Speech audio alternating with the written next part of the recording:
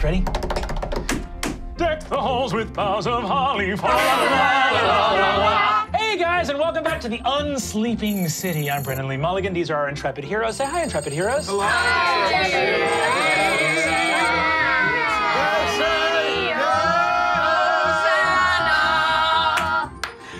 It's a very festive episode we have here, probably airing sometime in like July or August. But whatever, it's not the time that the campaign is set in. That's when you miss Christmas the most. Exactly. The holidays, pardon me. The holidays, yes. Gang, last we left our intrepid heroes, they were in a burning art loft somewhere in Bushwick. Where they had just defeated Isabella Infierno, the lieutenant and fiance of Robert Moses and the murderer of Dale Lee. Our heroes went their separate ways. Misty back to her penthouse, Cugrash to a little dog bed in Wally's apartment, Ricky back to his studio and his weights and protein shakes, Sophia back to Staten Island and her house. And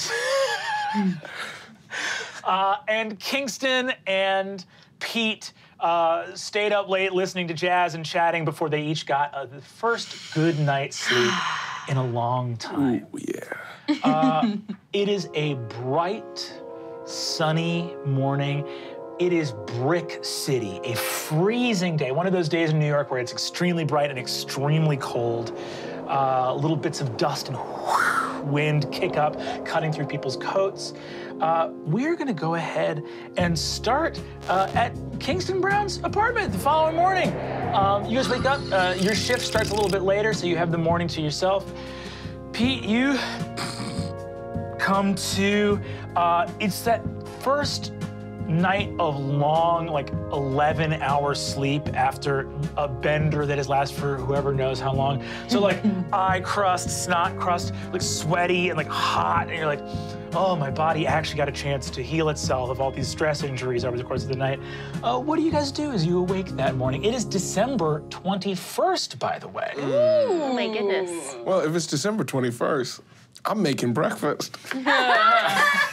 Classic December 21st. Classic December 21st breakfast making. Is it a solstice? 21st? Yeah, longest night of the year. Yes, absolutely right. Ooh. Cool. Well, I'm making breakfast just because. You know, we're gonna have some grits. We're gonna have some pancakes, scrambled eggs. I got some Polish sausage from down the way. Woo! You know, we're gonna do it right. Cool. I take the broom out and I just kind of start sweeping because it's hard to not be doing something when you're treating me so well. Pete, you don't have to sweep nothing. I'm picking up a little bit of dust here and there, so. All right, hey, more power to you. Hey, you want cherry tomatoes in the eggs? Oh, yes, that sounds delicious. You got it. You hear a knock at the door at your apartment door. Hey, Pete, can you get that? Yeah, sure. Hello? You open the door and see an extremely twee, cute old couple that are dressed up in sort of, you know, house clothes. There is a tiny, bespectacled old woman and an extremely grumpy-looking old man with a cane. You recognize these must be Kingston's parents from downstairs. Victoria looks at you, seeing a stranger in Kingston's apartment, and doesn't have any bat an eyelash at all, and goes, oh my goodness, are you Pete? I am Pete. I'm Victoria. Oh, Come you here. must be Kingston's parents. She takes a sort of saran-wrapped, it's one of those things where it's like a little tin of what used to be cookies, opens the tin and there's saran-wrapped homemade cookies in it. That's on the thing. You see that the old man looks at you and goes, Good to meet you, sir. my name is Winston Brown. Firm handshake. Gives you, just glares, looks over at Kingston, gives you this look that he often gives you, because you have, of course, kept, you know, gotten people back up on their feet in your apartment many times before. Gives you a look like, trouble? Kid trouble? Absolutely not, Pop. Get in here. Also, Mom, it's much too early for cookies. Why would you say it's too early for cookies? Mom, it's not I'm eating a a.m. cookie. Okay. These are amazing. Thank you so much. You can have cookies anytime you like. That's Wow. Mom, go sit down, all right? All right, you don't tell me what to do. I am tired, though. It's a long flight up. These stairs, and we got to get someone in the building about these stairs. Can I text Ricky and be like, are cookies the good carb? Absolutely not. Cranking this treadmill up. Okay, damn. But have fun with your life. Ricky's helping me put on size. Oh, word up. All right, Pete. Okay, Pete. You see that Pop looks over you and says, "Put on size. I was a proud to put on size. You know, back in my day, leading men in the movies, they had, you know, John Wayne didn't have size. He had grit. All right, ain't nobody need to be admiring John Wayne, Pop. Let's be real. Nobody What's needs wrong to. with John Wayne? There's so much wrong with John Wayne. What's wrong with John Wayne? I like a Western movie. He had a big chest and skinny arms because when you throw a punch, you throw from the chest. You don't throw from the, you know what I'm saying? I actually heard John Wayne was put up by the person who made The Hollywood Reporter. He actually invented John Wayne. They put him in a lot of articles. He wasn't anyone. I don't know anything about it. He wasn't anyone. They just put him in all these articles, and then all of a sudden, all the people wanted to work with him. You should read it. Pete does a lot of real cool stuff. He's a good dude. He's really into the arts. You see, Victoria looks over and says, you're an artist. That's amazing. What kind of art do you do? I mostly hang out with other artists. I just like art, but I'm not. You're some kind of critic? You are critic? No, definitely not. No. This kid not critic? No, Pop, he's not an artist. Pete is what is your? I run deliveries. There you go. Just kind of like a blue collar job. You see that Winston looks over and says, "So, why are you? What's bringing you over here to Kingston's apartment? Why are you staying with Kingston for a little while?" Oh, we have a lot of mutual friends. Yes. You see that Victoria kind of like blindly nods to this, and Winston kind of crosses this. You two run in the same circles. I noticed that you've drawn on your fingers. Oh yeah. Yeah, I have some tattoos. Me and Pete recently started playing chess together. Mm-hmm. We joined Pop goes, "That's a great game. That's a great game." It's a great game, and Pete is very good at chess. That's a great game. Yeah. So you see Victoria, without missing a beat, looks over at you, puts another cookie in your hand, also gets up to just help you with Mom, breakfast. stop! Sit down. I am cooking breakfast. All right. It's your kitchen, your rules. Yeah, my kitchen. When I'm downstairs, you're in charge. When you're upstairs, I'm in charge. I'm furiously sweeping now. Pete, you You really... see, she sits down and says, "So, Pete, what are your plans for Christmas? Do you celebrate Christmas?" I grew up celebrating Christmas, yeah. I don't really have any plans. Well, Yeah. we're having family over, a bunch of people driving into the city. You should free for you to come. I would love to. Oh, Pete, Is that all right? Am I overstepping my bounds? Can Not Pete a come for chance. Christmas? It would be a hoot and a holler to have you there, Cool. Pete. Oh, man, that means so much. Oh, It's such a warm, sweet That's place. wonderful. She gets up and pulls a little thing out and just starts measuring your body. She says, "What size shirt or shoe are you? Large. Large? Okay. Are you sure? You sure? Yeah, large if that the I... style? I mean, he's putting on size. So Yeah, I'm putting on size, this is the sweater you're gonna grow into. Yeah. All right. Well, so if you put it on size, so I should make extra food for you, is what you're saying. Yeah, that'd be great. Do you have, like, complex carbs and pure protein? We were gonna have a turkey. Great. Oh, We're that's gonna great. have I'm turkey, sorry. we're gonna I'm have talking like stuffing. Ricky. Great. We have, and we also do a ham, a Christmas ham. It's traditional. So Yeah, we're doing it all. You know how to play dominoes? Mm-hmm. Great. It's gonna be. You see that Winston reaches into a little coat pocket and pulls out a single domino and does the like finger trick with it. Says, "Oh, you think you know how to play dominoes? Well, this should be very interesting." All right, Pop. No money. We agreed 2 Christmas You gotta ago. spice up the game, Can't gamble. Kingston. It ruins agree. Christmas. Spice it up. Dominoes without money?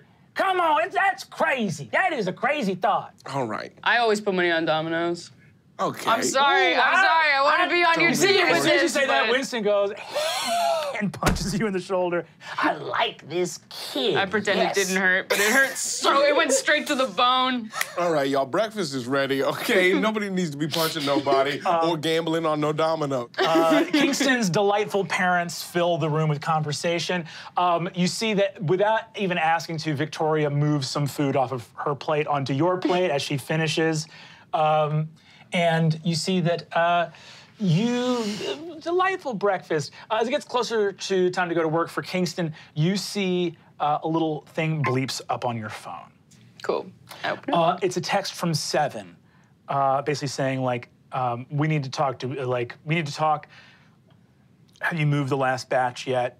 Let's talk about re-upping soon. Cool. Yeah, right. Like, yeah, I can swing by today. Rad.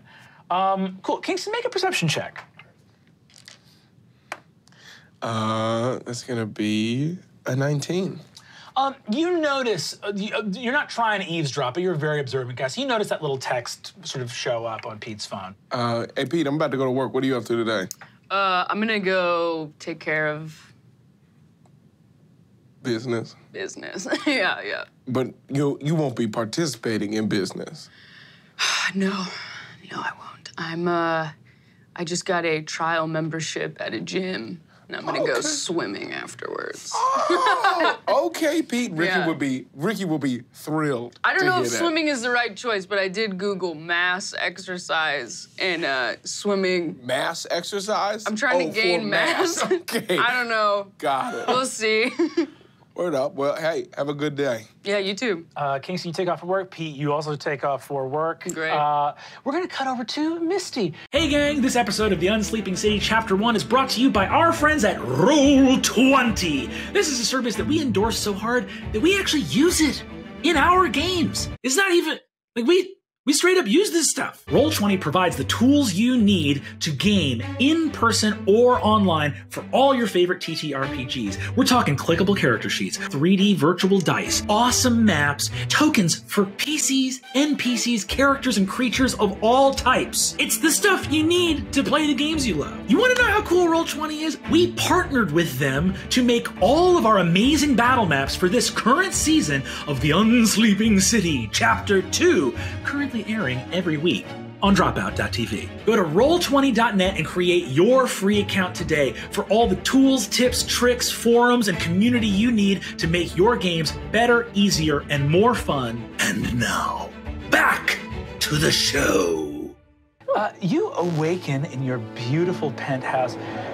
The forces of evil took a real bad beating at that party, and you finally have a morning to look at your lines.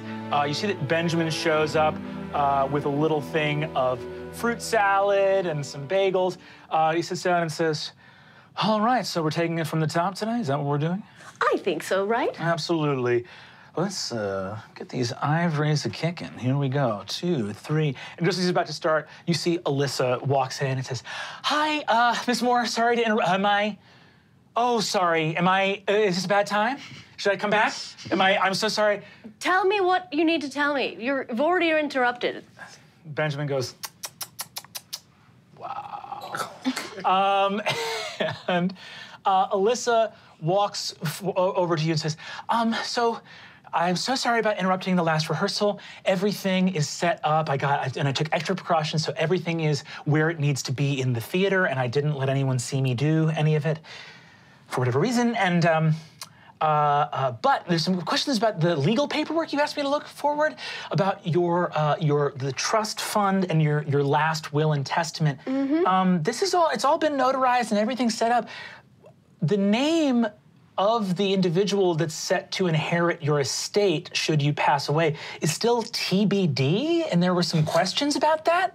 Well, I'm a single lady, and I've had a fun life, but I do want to leave my stuff to some people or a person who maybe I haven't figured out what their name is going to be yet. I mean, who they are yet. You see, she looks at you. Go ahead and make a deception roll for me real quick. That is a not natural 20. See, she goes, okay, so sorry, yes, do I need to get name change? Information? No, there is a person who's going to inherit your estate. Yes, absolutely. A beautiful young woman. So you do know who it is. Can we get her name? How about... You see, Benjamin goes, how about?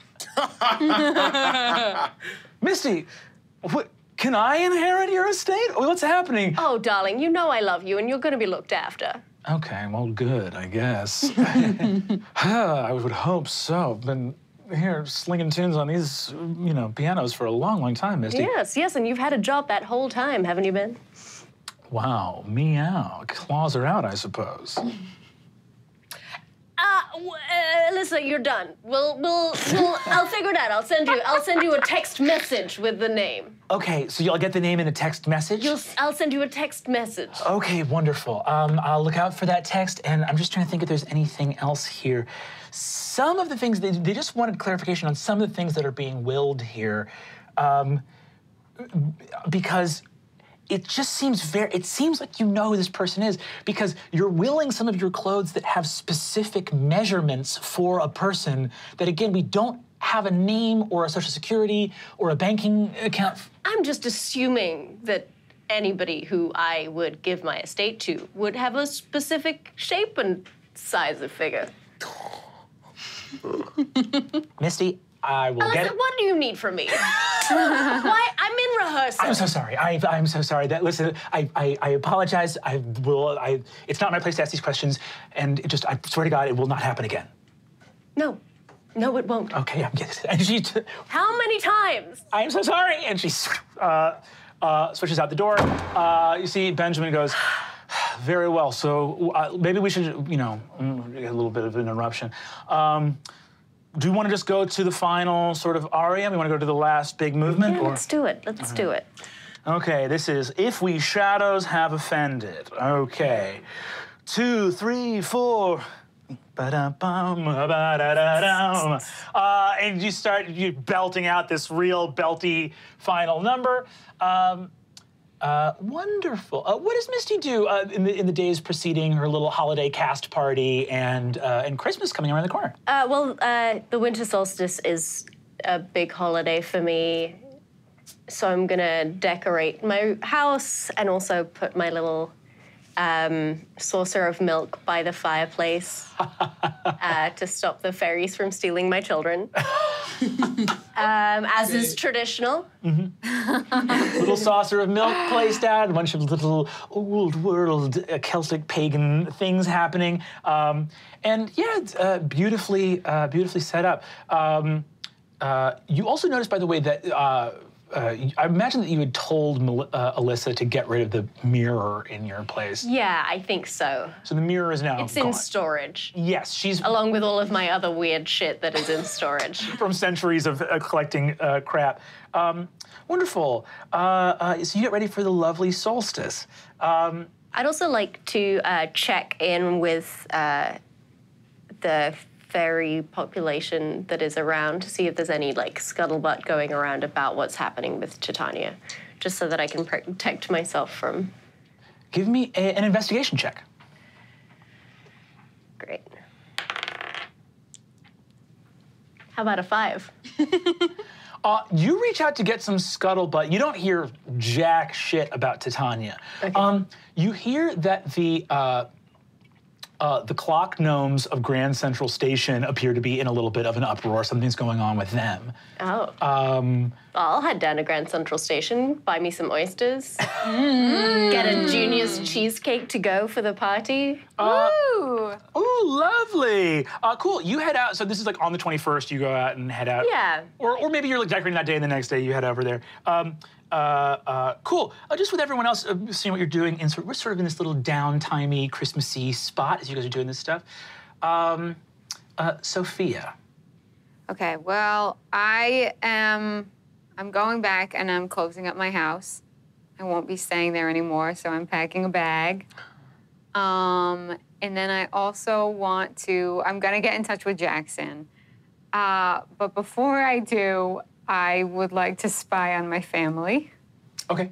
Yeah, absolutely. So what I'd like to do, and you'll tell me if I can do this, is create an unseen servant and then cast Gaze of Two Minds on it. Holy shit. And then send it into wherever my family's hanging out. Okie. Specifically my brothers and possibly my father. I don't... Did you take another level of Warlock? Yeah, bitch. You cannot stay away. I love spells. Give me cards. I think this is totally legit. I think it is because it needs to be a willing humanoid, but then it says the servant can perform simple tasks that a human servant could do. So you backdoored your way into having clairvoyance as a second level warlock. Maybe. Yes, bitch! That's amazing. Reddit for hours. How can I backdoor some shit? Yeah. Actually, I didn't even think of it till I sat down here. I got Gaze of Two Minds to try and convince Mario to be on my side, but then I was like, wait a second. Incredible. Yeah, you look out, so you are So I'm on like a full sneak mission, like. Give me a stealth as you're just sort of on the street. Okay. Oh my God. Okay. It's gonna be a 27. Cool. Fuck yeah. LeGrand got the channels through me. You see it is, again, this bright, it's brick fucking cold out here. It is freezing. I don't And care, it's colder in here. You summon, you see there is a, and sort of coming out of being ethereal, Legrand Gata sort of does that cat rubbing and weaving in between your legs, and then wraps around one of your feet. You see that outside of the heat of battle last night, you see that Legrand Gata is kind of mirroring your emotional state. Oh. But in that sort of comforting animal way, like when a dog sees you being sad and it's like, I'll be sad too. Oh, okay. Yeah. I gotta get you registered as a pet therapy animal so I can bring you on planes. There is no TSA or flight attendant that can stop me. Ah, now that's the spirit. Oh my goodness. So cute and yet so revered. You conjure up this little, you sort of use your key and boom, create this little messenger of wind and air elemental thing, and you lean against the brick wall of the alleyway. Your eyes go white and you go blind, and your vision centers in the little, and it whisks down this Staten Island street, up into the chimney, and down into the home of the Bicicletas. What is the duration of both of Unseen Servant? It's 1 hour. 1 hour, cool.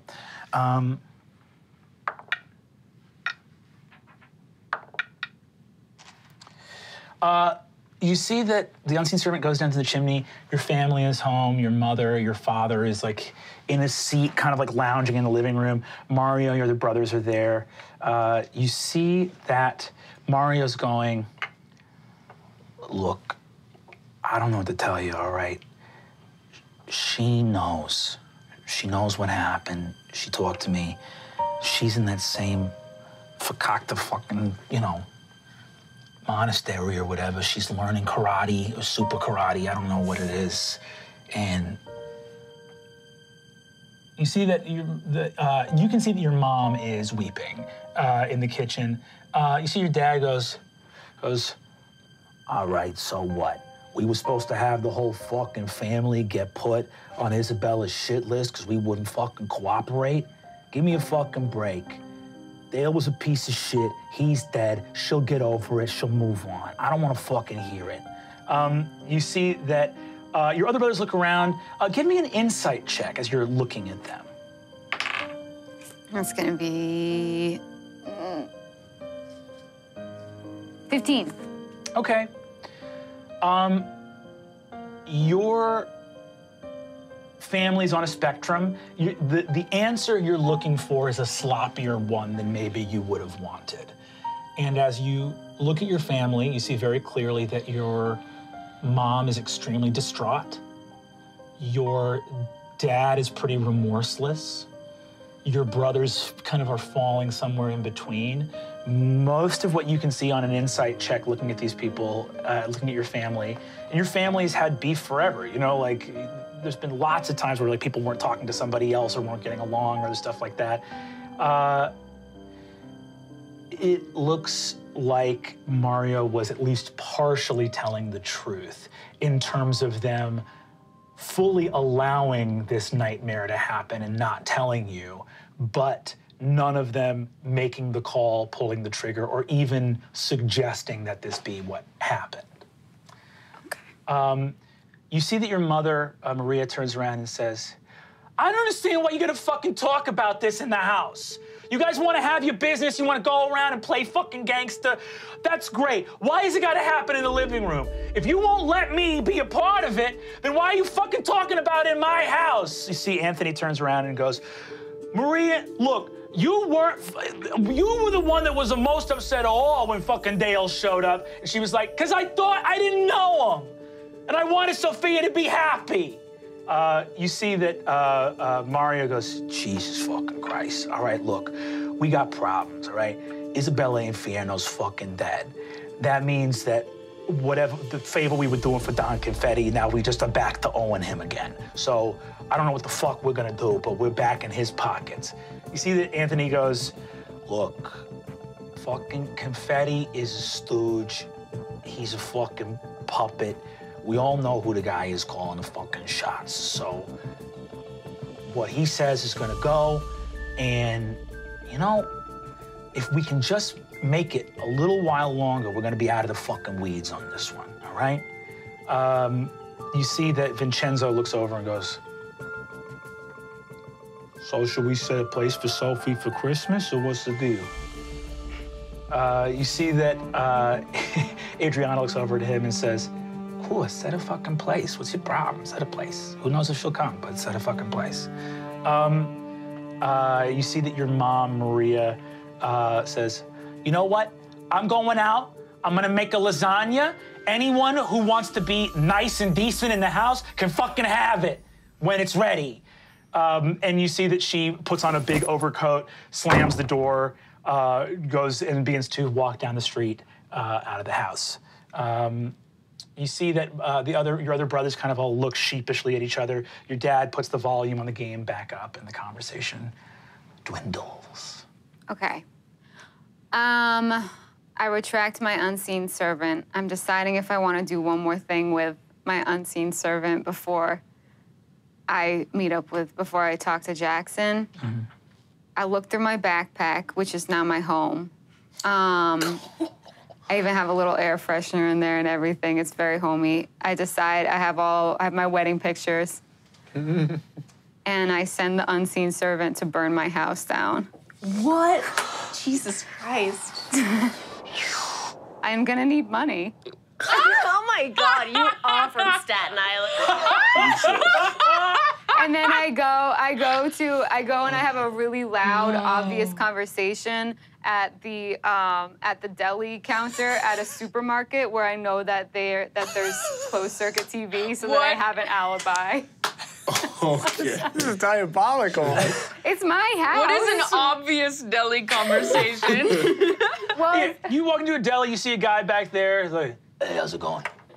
hi, I'm looking for a sopressata. Yeah, how much you want? You only got one? I'm kind of looking to sample a couple different flavors. I got the afternoon, so. All right, we can I'm do making a this. charcuterie for Christmas, and I really want to get it right. You see, he takes a little piece of sopressata on a tiny little metal fork. You see, like one of those ice cream style, like used fork things over a little metal can. Hey, you can try this. I put it in my mouth, and I just suck on it for as long as I can, just He to just buy stares time. at you, just grimly. Spicy.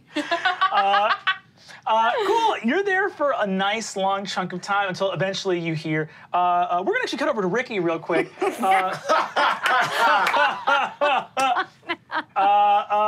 what do you do the next morning when you wake up? Just really like protein-heavy breakfast. We're chicken eggs, some turkey bacon. A rotisserie chicken. some rotisserie chicken, just kind of shredded and sprinkled onto that, and one piece of toast. Then just go for a jog. Just maybe going kind of close to the financial district, see what I see. Cool. You're heading close to the financial district.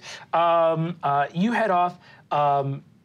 As you're down there by the financial district, you get all the way down to Battery Park. You look across the entire harbor and give me a perception check.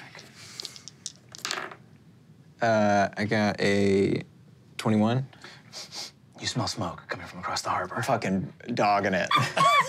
In the freezing cold day, you run all the way to the edge of the dock and just and swim past the Statue of Liberty. You hear a bunch of people say, "Sir, sir, get out of the water!" I'm like cresting like a dolphin. Yeah, you are swimming strong enough. You have now 20 strength, fully breaching the water with each stroke Are of your people arms. taking pictures? Yeah.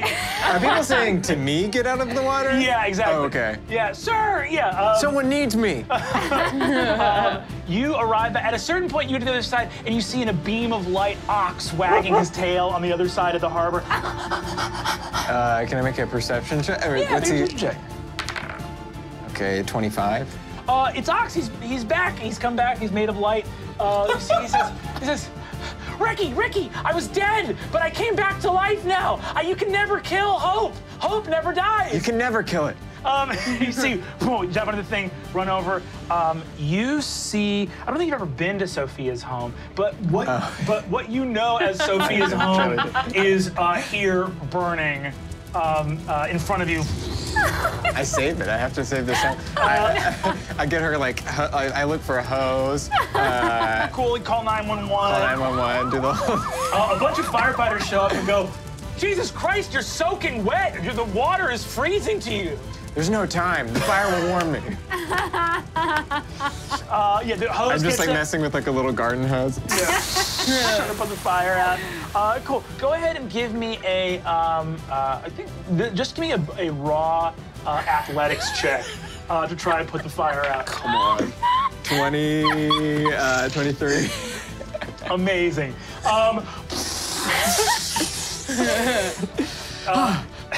Incredible. The home is ruined, but you save it from collapsing. You stop the fire from spreading anywhere else.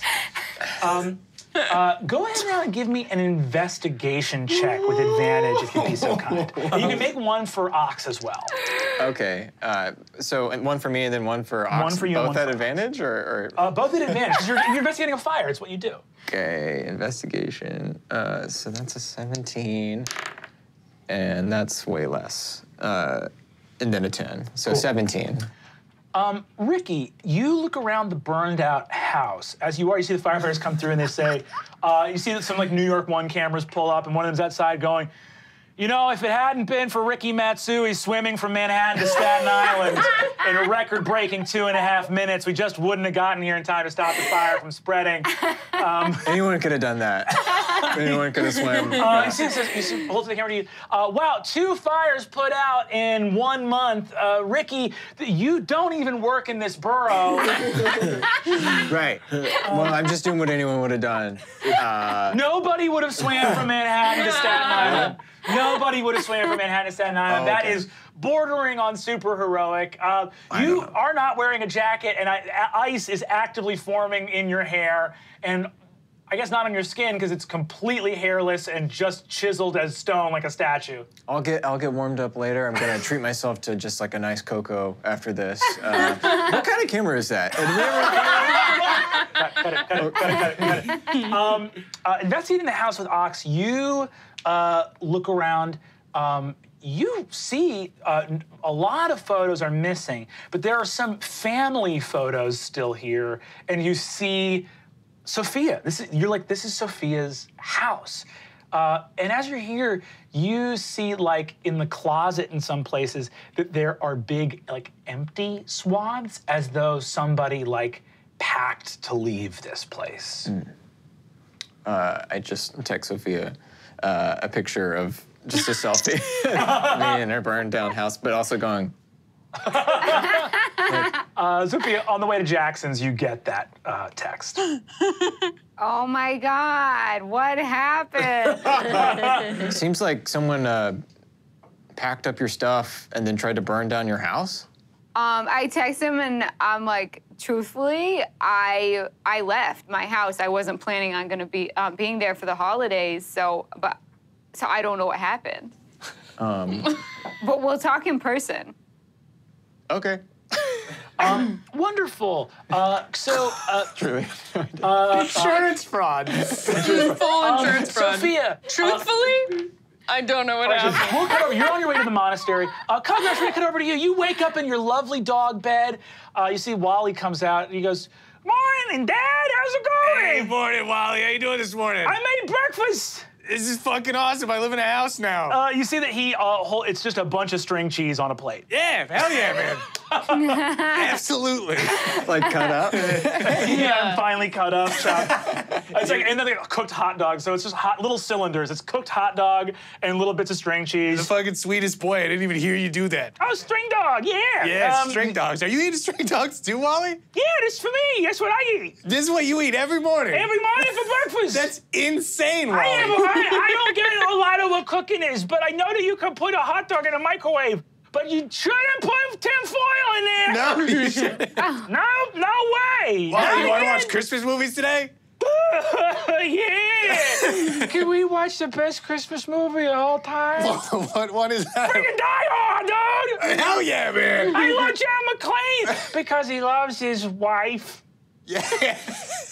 He just wants to be with her. Yeah. What year did Die Hard come out? I'm trying to remember if I've seen Die Hard or not. I've been a rat for a long time. Die Hard came out in the 80s, so you saw 80s, Die Hard yeah. right before. Oh, dude, Die Hard's the last movie I've seen, man. I'll watch it again. Cool. You guys sit on his couch eating hot dogs and string cheese and watching Die Hard. He gets to the end. Fucking rules, Wally. He goes to the end and he goes, "Wow, John McClane's so smart. He duct taped that gun to his back." Yeah. I like it. I love the movie, even with the swear words in it. Yeah. Yeah, it's great. Poor Professor Snape. He falls down at the end. Yeah, well, he's a bad guy in this movie. What? Yeah. You watched the movie, right, Wally? I like the part where he jumped across the window, but I hate when he gets the glass in his Yeah, foot. that's tough, man.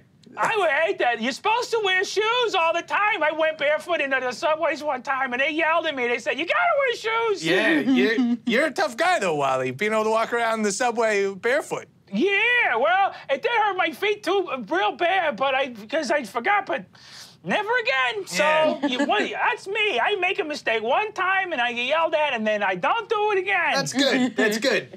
What? You want to watch Die Hard again?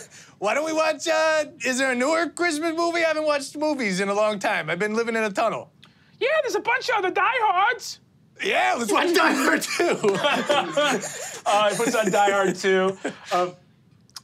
You guys just spending the day watching movies? Wally, what are your plans for the holidays? What are you... Oh, well... Normally, what I do is I do a little Christmas Eve here by myself. Okay. But then I go out on Christmas Day over to Forest Hills, and I have a lunch or like an early Christmas dinner with David. David needs to know about you, Dad. I don't know if David would be super happy about this, Wally. Because you know David, he's kind of a ball buster, right? He might be mad about this. Why? Well, you're a little kinder than David has. You know how I did bad things and David's mad at me about it? Yeah. I think it might kind of ruin his Christmas if he saw me. But what about the rest of your family and everybody? Okay. Wally, how about this? Christmas Eve, me and you, we watch Die Hard 3. Assuming there's a Die Hard 3? Yeah! We'll watch Die Hard 3, me and you. Christmas, and then I turn into a dog. Oh! Yeah, we go to David's like this, and we have a little secret, all right? This is a game, all right? This is Die Hard. Fucking secret mission. You and I are fucking partner cops, okay? The secret is we pretend. Are you a different person, or are you different? Are you? I come back to being okay. I come back to being a rat. I am a rat. Okay. I'm your dad, the Okay. rat. I can also turn into other animals. Just like twice a day, though. I know that's kind of confusing. We're gonna go to David's. I'm gonna be a dog. I'm your new dog that you just adopted, okay? So Just where's enough- my dad? I'm your dad. Okay. Yeah. But you know how I turned into a rat? We're gonna tell a lie. Yes, On exactly. Christmas. Sometimes, Wally. Yeah, sometimes you gotta tell lies to not ruin Christmas. Okay. Your brother doesn't like me very How much, about Wally. this? I'm not good at lying, so I'll show up. You tell him you're my dog, and then that way everybody has a Merry Christmas. I will have someone else show up and say that that I'm your dog. This is convoluted. I have a feeling it's gonna blow up in our face. Yeah, we'll do that. Okay. Fuck me. Merry Christmas. Fuck me. I like in this part because Scar is in this movie Yeah. from The Lion King. Oh yeah. Oh, I know. What is the Lion King? Oh my God! And he rushes over. You have a wonderful day watching movies with Wally. So fucked. Cool.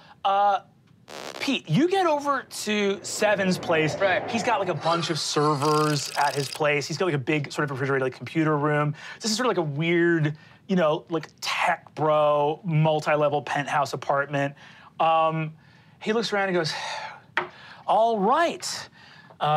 Pete, good to see you, my man. Good to see you too. So let's go ahead and re-up, shall we? Yeah, let's do it. He starts counting stuff up for you. Make a Arcana check for me. 12. 12, cool. He starts like parceling out the drugs for you. And you start to sense, coming into the first Vox Phantasma powers, you sense that there are like trace bits of stuff that you could detect on these different drugs if you wanted to. Ooh, yeah. Could I roll for like insight or? Look at Yeah, that? you can roll for insight and you can roll with advantage. If you want to like cast detect magic or something, you can totally that's exactly roll it with what I advantage as well. Yeah, great. Not good. 6. 6 is the highest you get? Mm-hmm. Cool. Yeah, he does some drugs out for you, puts them in your bag.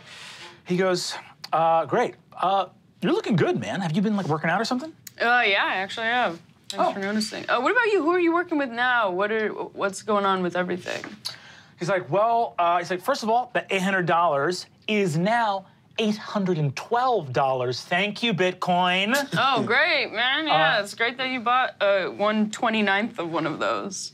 Yeah, 1/29th of a Bitcoin. That's great. And then you fold that, and eventually you get to 1 full Bitcoin. Cool.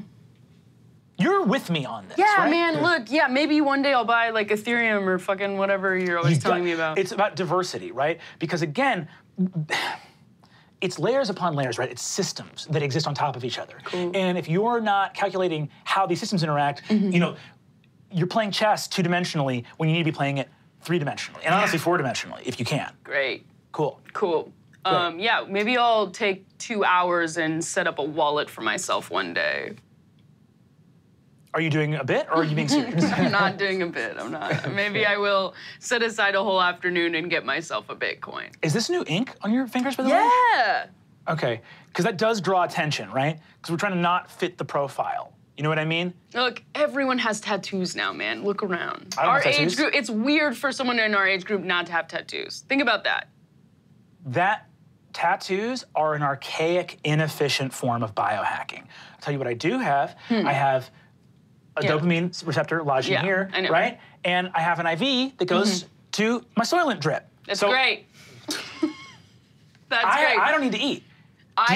Do you know how much I save on dentist bills by not having to eat? I don't, man. Look, you did it. You hacked the system. You won. And this is what winning looks like. He's in a giant, buzzing, dark room full of servers. I know, dude, I won. That's so sick. This is man. winning. This is the American dream right here. Yeah. I'm in a dark room full of servers, and I am getting rich. Wow, that's so sick. Hey, you know, I was asking everybody, but have you ever talked to anyone named Bob Moses? You know that guy? He's like a business dude. But he says, Bob Moses. Yeah, he's like, yeah, that name's a little bit familiar. I had to rework some stuff because one of our groups got snagged. Somewhere we were collecting the heroin from got snagged. There was a bunch of, he goes like, yeah, he's like, this is the problem with trying to do business with like backwards countries, because a lot of the people that were doing those fucking, that were growing the heroin for us, they were like trying to smuggle some people out of the country stupidly, and they got caught and a bunch of them got killed. Fuck. But that's not our problem, right? Nightmare. Okay, yeah, so then you met Bob Moses that way? No, that name got floated to me through somebody because now we have a different connect with the people that we're getting coke from. So Can I roll investigate on him? You want to do insight? Or insight, yeah. Yeah, go for it. Fucking come on, man. 9. He seems to be telling the truth. All right, cool. He's like, but he's like very peripheral. I heard that name. That name got floated on like one of the forums I'm on. I think he's a big coke guy. Really? He starts scanning through some stuff on his computer. He's like, should I be worried about this dude? Is he trying to muscle in? I don't think so. No, I think he runs a completely different game that we have nothing to do with. But What kind of game? He does a lot of weird stuff with young people. Hey, young people is our market. Young people are our market. Yeah, true. You do sell to high schoolers, right? Yeah, man. Unfortunately, I do. But what's going on with Pete as he's like saying this stuff? I'm really starting to see my life through a new lens now that I'm sober. Like, yeah, man, I fucking sell to a lot of high schoolers. But they're rich. Anyway, no. And you're not just selling them weed, right? Because I know they're gonna want weed, but you can push the pills, you can push the heroin, you can push the coke, you can push all that stuff. I dissociate fully. Cool, man. Cool. Yeah. Okay, great. So, focusing back in. Yeah. If you want me to look out for this guy, I can see what I can find on the web. Yeah, I would love it. Please. Okay. Use your databases and stuff like that. I would love it. What do you think a database is? JSTOR. Okay, I'm gonna take care of this. Keep on the lookout. You're strapping, right? You got heat? I've always got heat. Okay, good. He's like, because remember, tech is tech, right? Because we can hack here on the computer, and we can hack in real life. And he takes a full golden AK-47 out from under his desk.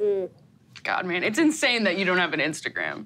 Can I just say, your whole thing would go crazy. Oh yeah, let me get an Instagram. Hey, why don't I just email the FBI? I don't want another where you saw that I used my fingerprint on my phone. I don't want another argument. Social media is voluntary panopticon. Okay, thank you. Thank you, 7. Okay. Gets back on the computer.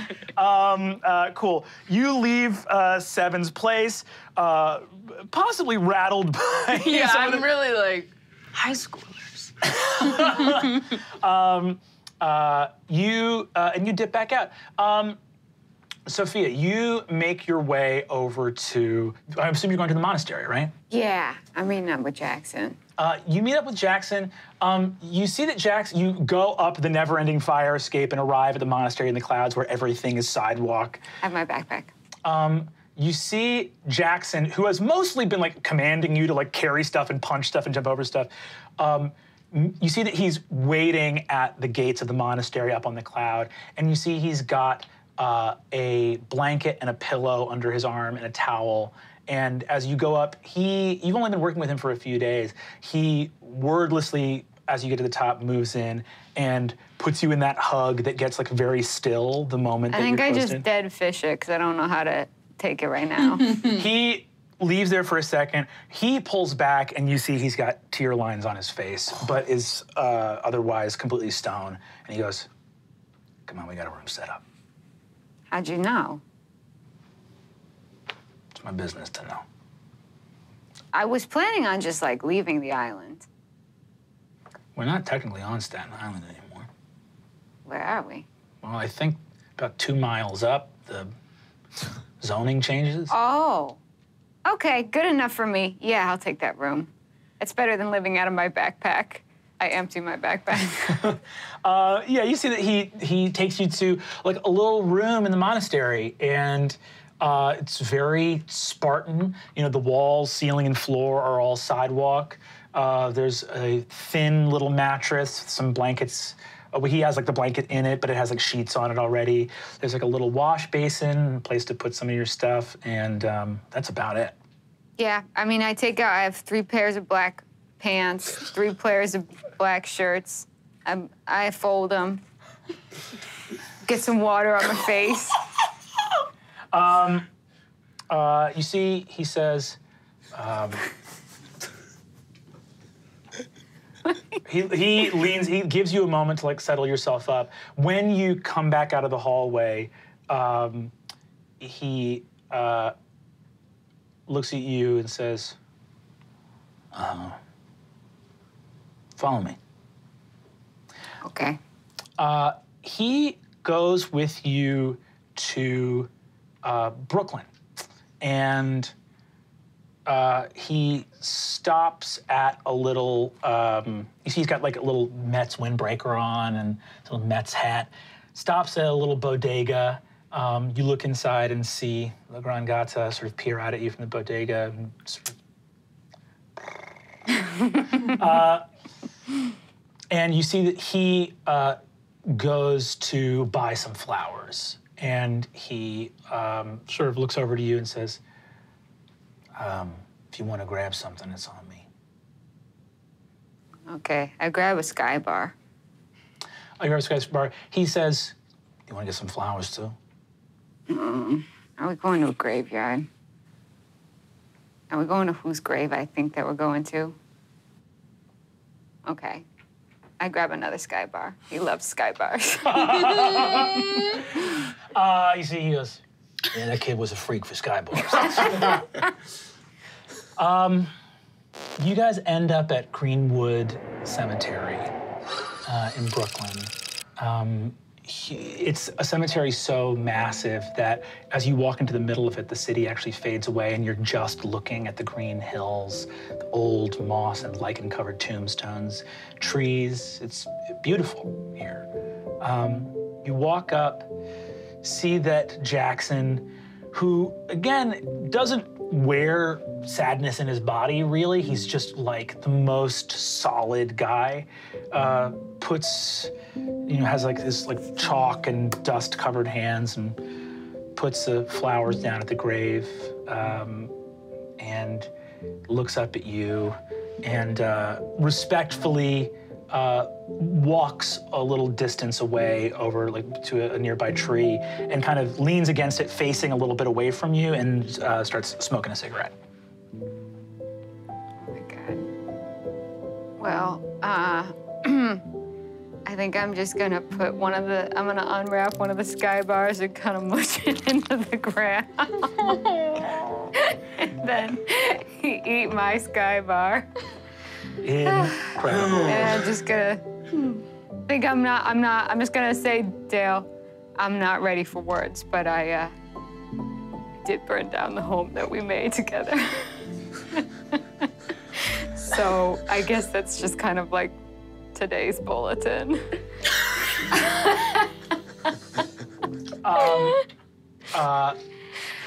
And then I silently eat my bar. You have had an insane day. Yeah. Big day. Yeah, you look at this point like I'm also on day 1 of mourning my husband's death now. Yes. after a few minutes, you finish your Sky Bar. Jackson chooses this moment to come back over. He goes, He was a good student. He was one of your students, right? Second only to Method Man. He was one of the best. I can't believe I never knew that about him. I wish I had had time to be mad at him for not telling me that about this other secret life. He looks at you and goes, I mean, you can talk to Kingston about the dangers of bringing a loved one into the unsleeping city. It doesn't solve all your problems. I know that it's easy to resent, but you gotta know that neither of those choices is pretty. Yeah, no, I get it. But does this mean that I didn't know him as well as I thought I did? No. Look, Dale Lee was... one of the finest monks we've ever had in the Order of the Concrete Fist. And more than that, a decent man. He was good to his heart. He was a good kid. You knew the real Dale Lee. He was, yeah, I mean, could he break stone with his fists and jump into the sky and bust the buttons off of his short sleeve button up? Yeah, he could do it. Oh my God, that sounds so hot. He's a good looking man. I'm not gonna sit here. Look, I'm secure enough of myself. He's a good looking guy. Yeah, he was very attractive. You see, he says, but he was the guy you knew. He was a fucking dork. The guy was a mild-mannered accountant through and through. I have never seen him more excited than when I told him that the monastery wasn't affiliated as a religious organization. He went through the roof. He went through years of our taxes and got us. I mean, he got the whole mess hall, and the reason we got those new steam tables, that's because he came in and he did that for us. Of course he did. He was a, you know, he was a piece of work. Kind to a fault.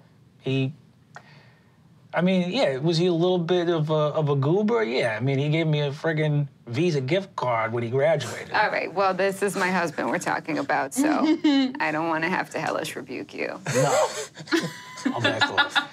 Okay. He goes like, he says, Dale was, you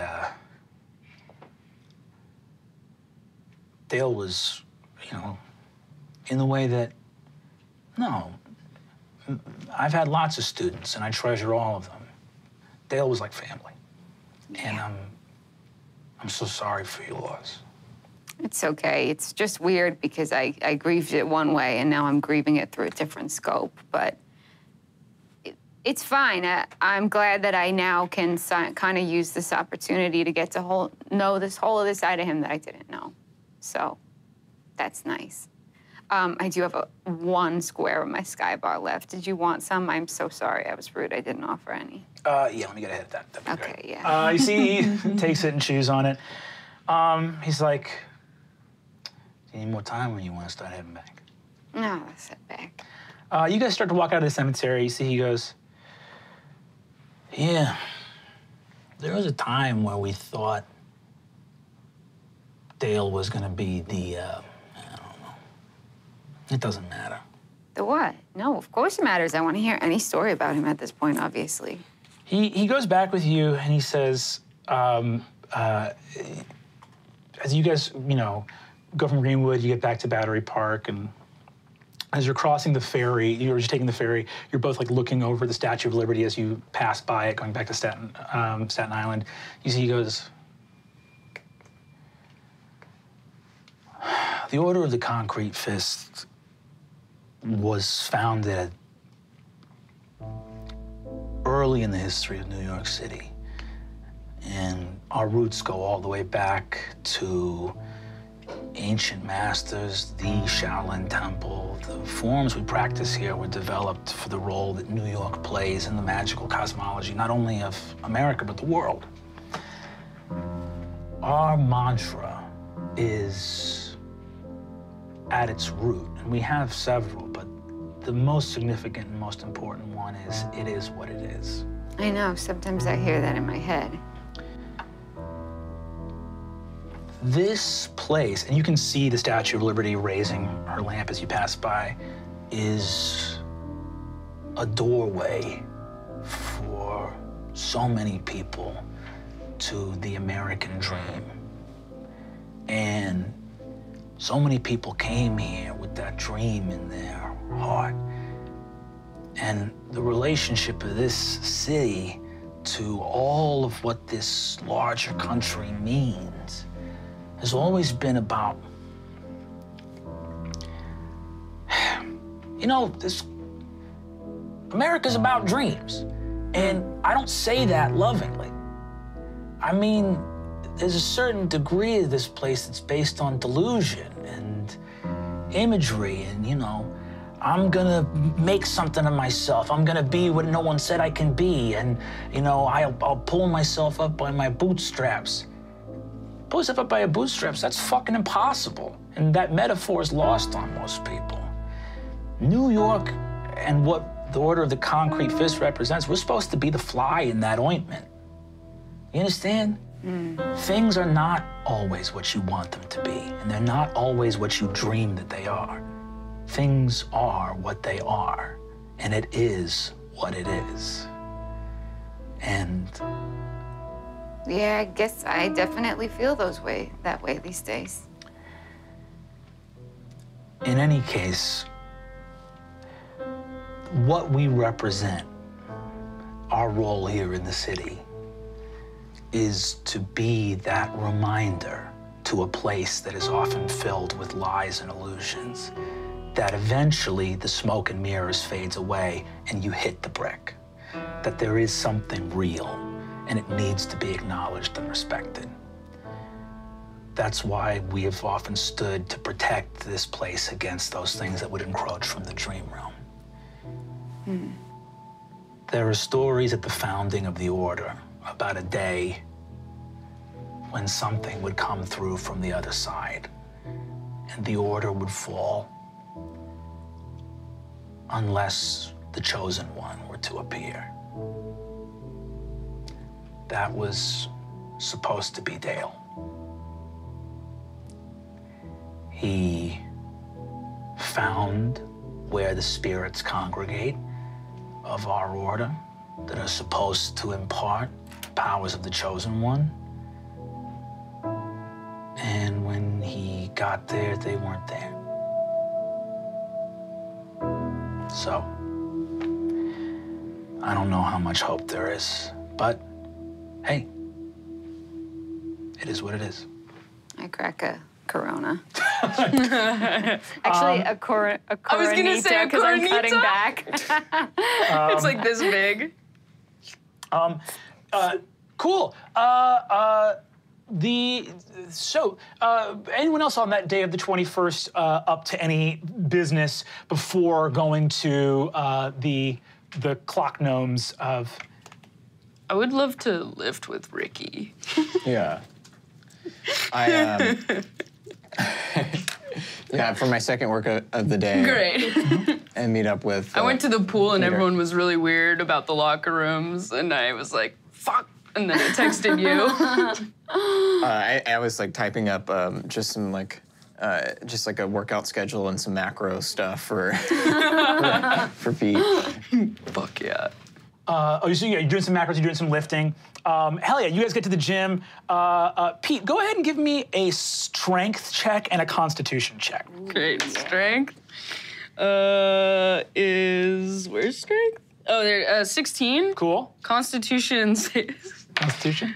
Great. 10. Are these saving throws? These are saving Yeah. throws. Oh, can you add your charisma? Oh, yeah, so you Plus beat three. me. Plus 3. 13.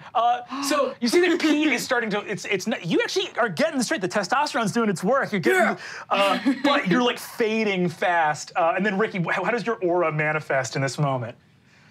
Push it! Push it! Well, push it!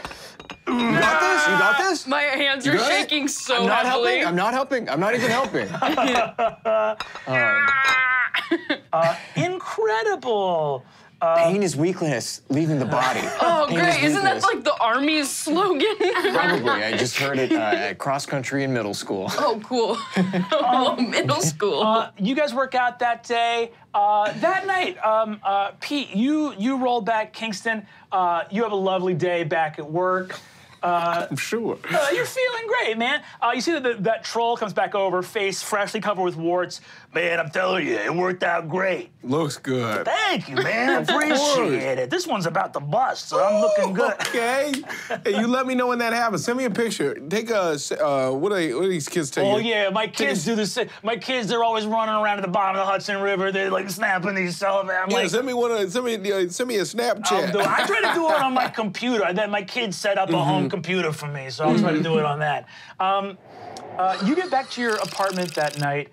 Pete, you're back at Kingston's that way. You're like sore from lifting with Ricky that night. Ow. You good, Pete? Yeah, I'm fine. Swimming to get out of you? I didn't even swim. I went and worked out with Ricky. Ooh.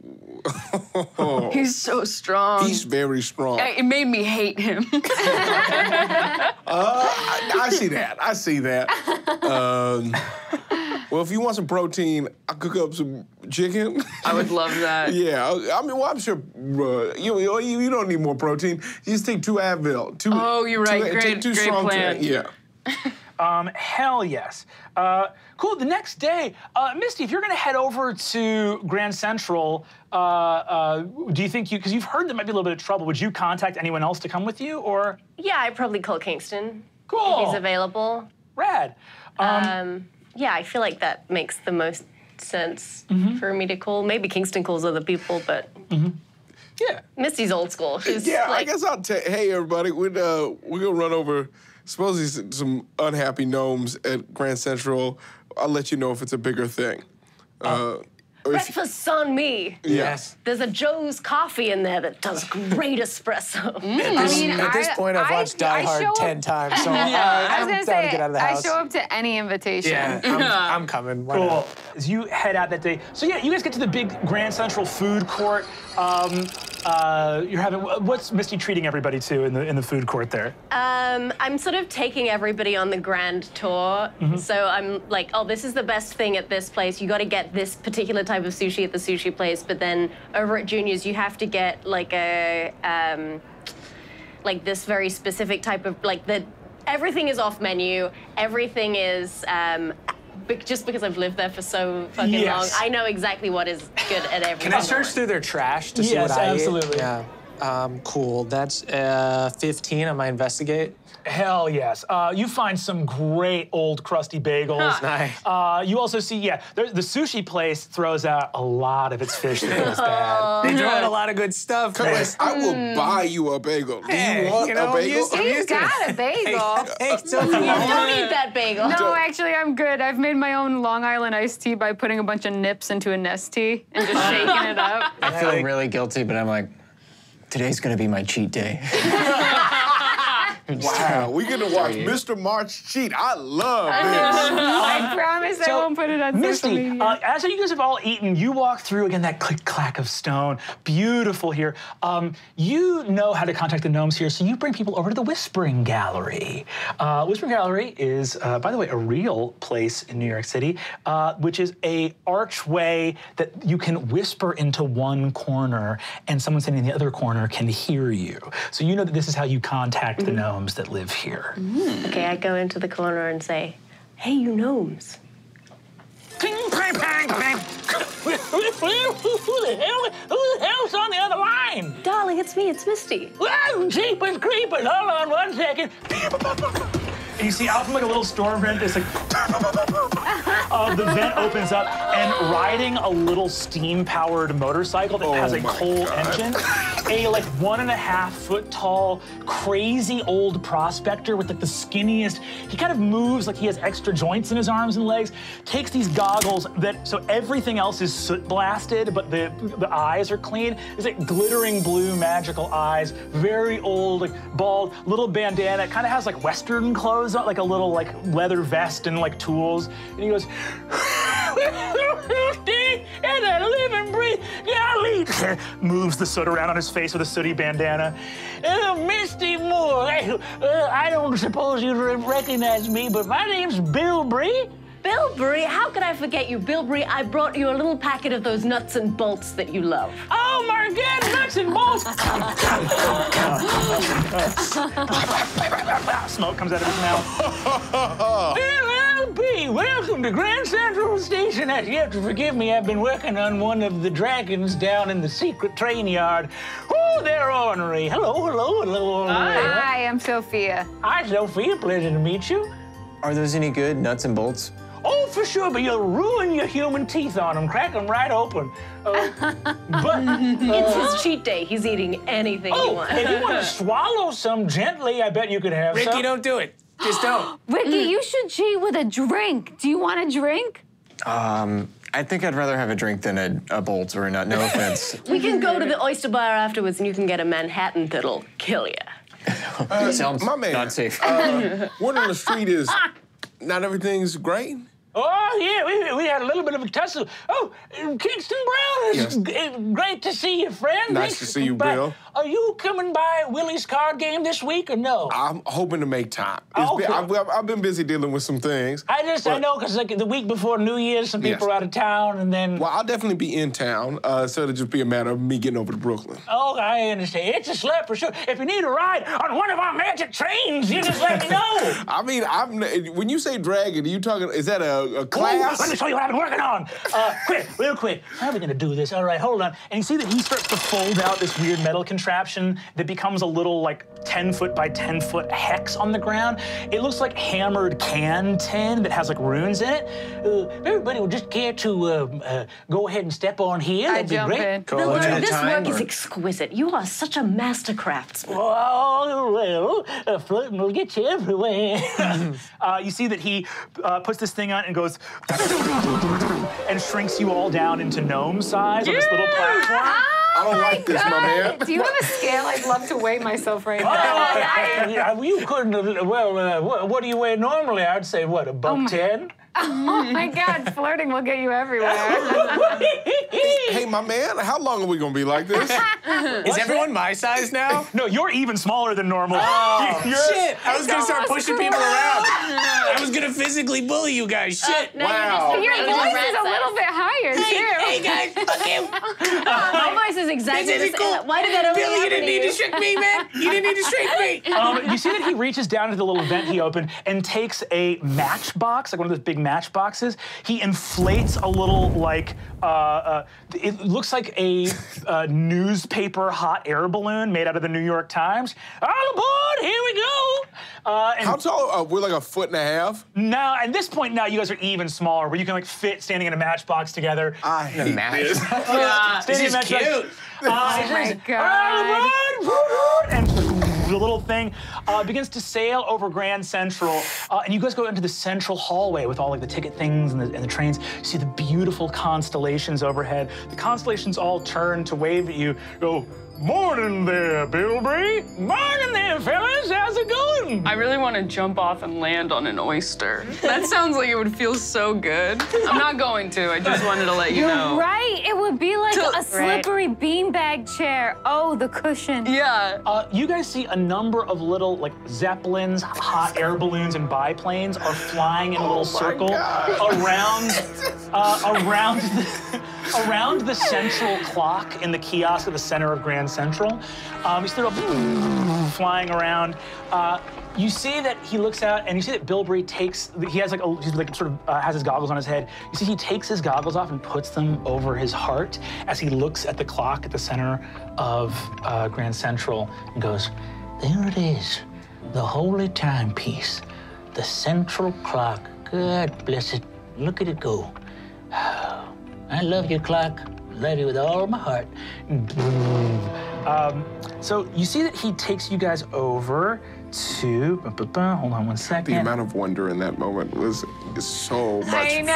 my heart. Kingston is whatever, I mean- but my heart is so full right Already now. going into Grand Central Station, it's one of the most beautiful places in the world. Totally. Can we say that when I got shrunk, that I had a nip in my pocket that didn't get shrunk, so Oh, so now you're I like have Alice a in giant. Wonderland. Now I have a giant. So you see that he takes you, and you see that he says, "All right, everyone, hang on, we're headed into the Tempest," and he flies the thing over, and you see that as you go towards the constellations, it turns into just real sky with storms around it. Oh, here we go! I need everyone to make a dexterity check for me, or dexterity saving throw, if you'd be so kind. Yeah. Nat 1. I also Three to got it? a nat 1. I got a 21. I got a 13. Oh, no, 16. 18. You had 3 to it from my Oh, thank Christmas you. dinner. Okay, So, but you still okay. both fail. You guys see that Misty and Pete are flung out of the matchbox. Oh my You God, guys- can I mage hand to help one of them? Mage hand is 5 pounds or less. Can I mage hand to grab one of them and Yes, you can mage safe hand. landing onto an oyster? You can turn. Yes. You. Pete begins to fly down.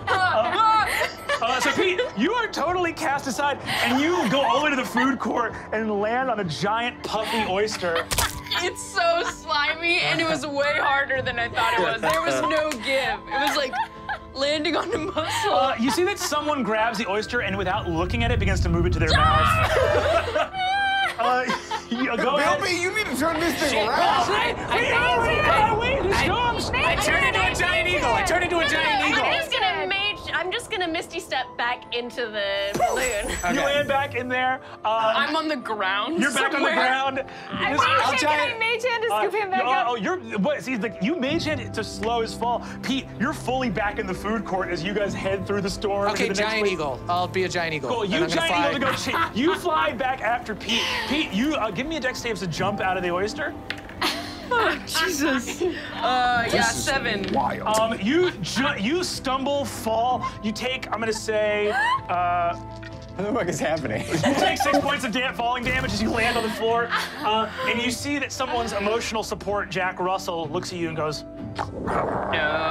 Bad dog, bad dog. I take out my gun. I'm shooting this dog. open up on a dog. Shooting this dog's You're legs. shooting this dog in the leg, trying to take his knees out. Okay, we'll cut back to all of you guys. You soar through these clouds. You are flying after Pete. The rest of the four of you, and you see Bilby says, "He'll be fine." And My good sir, you should invest in some seat belts for this. Bilby, this is so you shrank us down without our consent. Then you took my man is back there. We gotta go back, Bilby. behold the train yards of the clock gnomes. I'm having a great time. This is Okay. a lot. Yeah, I'm drinking from my giant nip.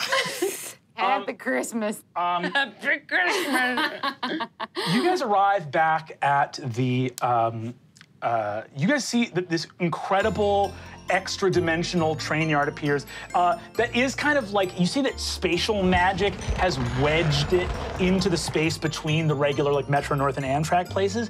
But you see that there's a bunch of animated trains that have like cars and compartments, but at the front of them are these like snarling, chrome-plated dragon heads. And they are like full size. You guys are back to your regular size here in the train yard. Kogrash, you giant eagle your way over to Pete. You arrive next to Pete, who's shooting a dog. Don't shoot the fucking dog. You see how dirty this eagle is? You think a regular eagle looks like this? Pete? Kogrash? Yeah. Oh, okay, thank you. What's up? I ride you like the rescuers down under. Yeah, I've seen that movie. I took my fucking kids to see it. Are you crying? Am I riding a dirty crying eagle?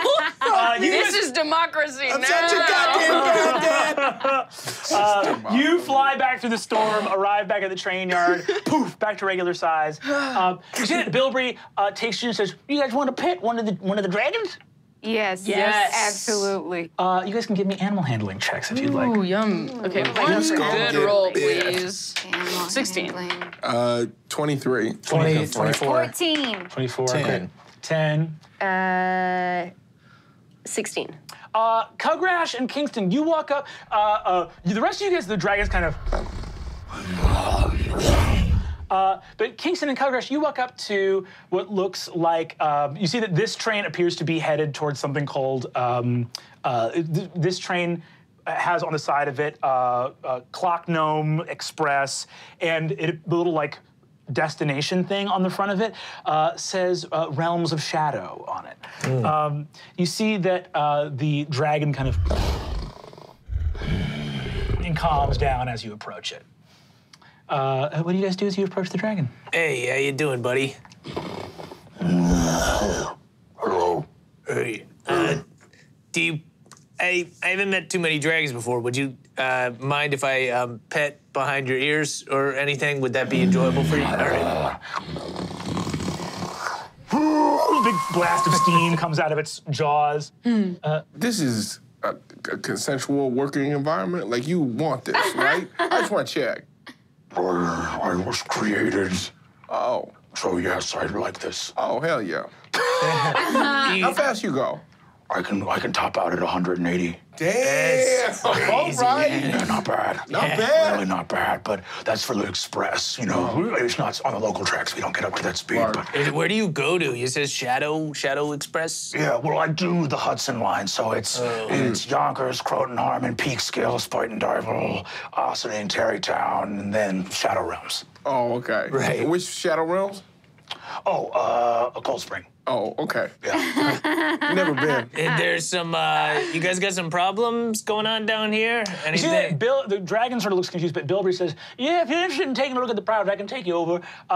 Bilberry walks Hey, sorry, the dragon. What's your name, man? What? What's your name? You got a name? My name is Centifax. All right, see. I'll see you later, man. All right, take it easy, Gangsta Brown.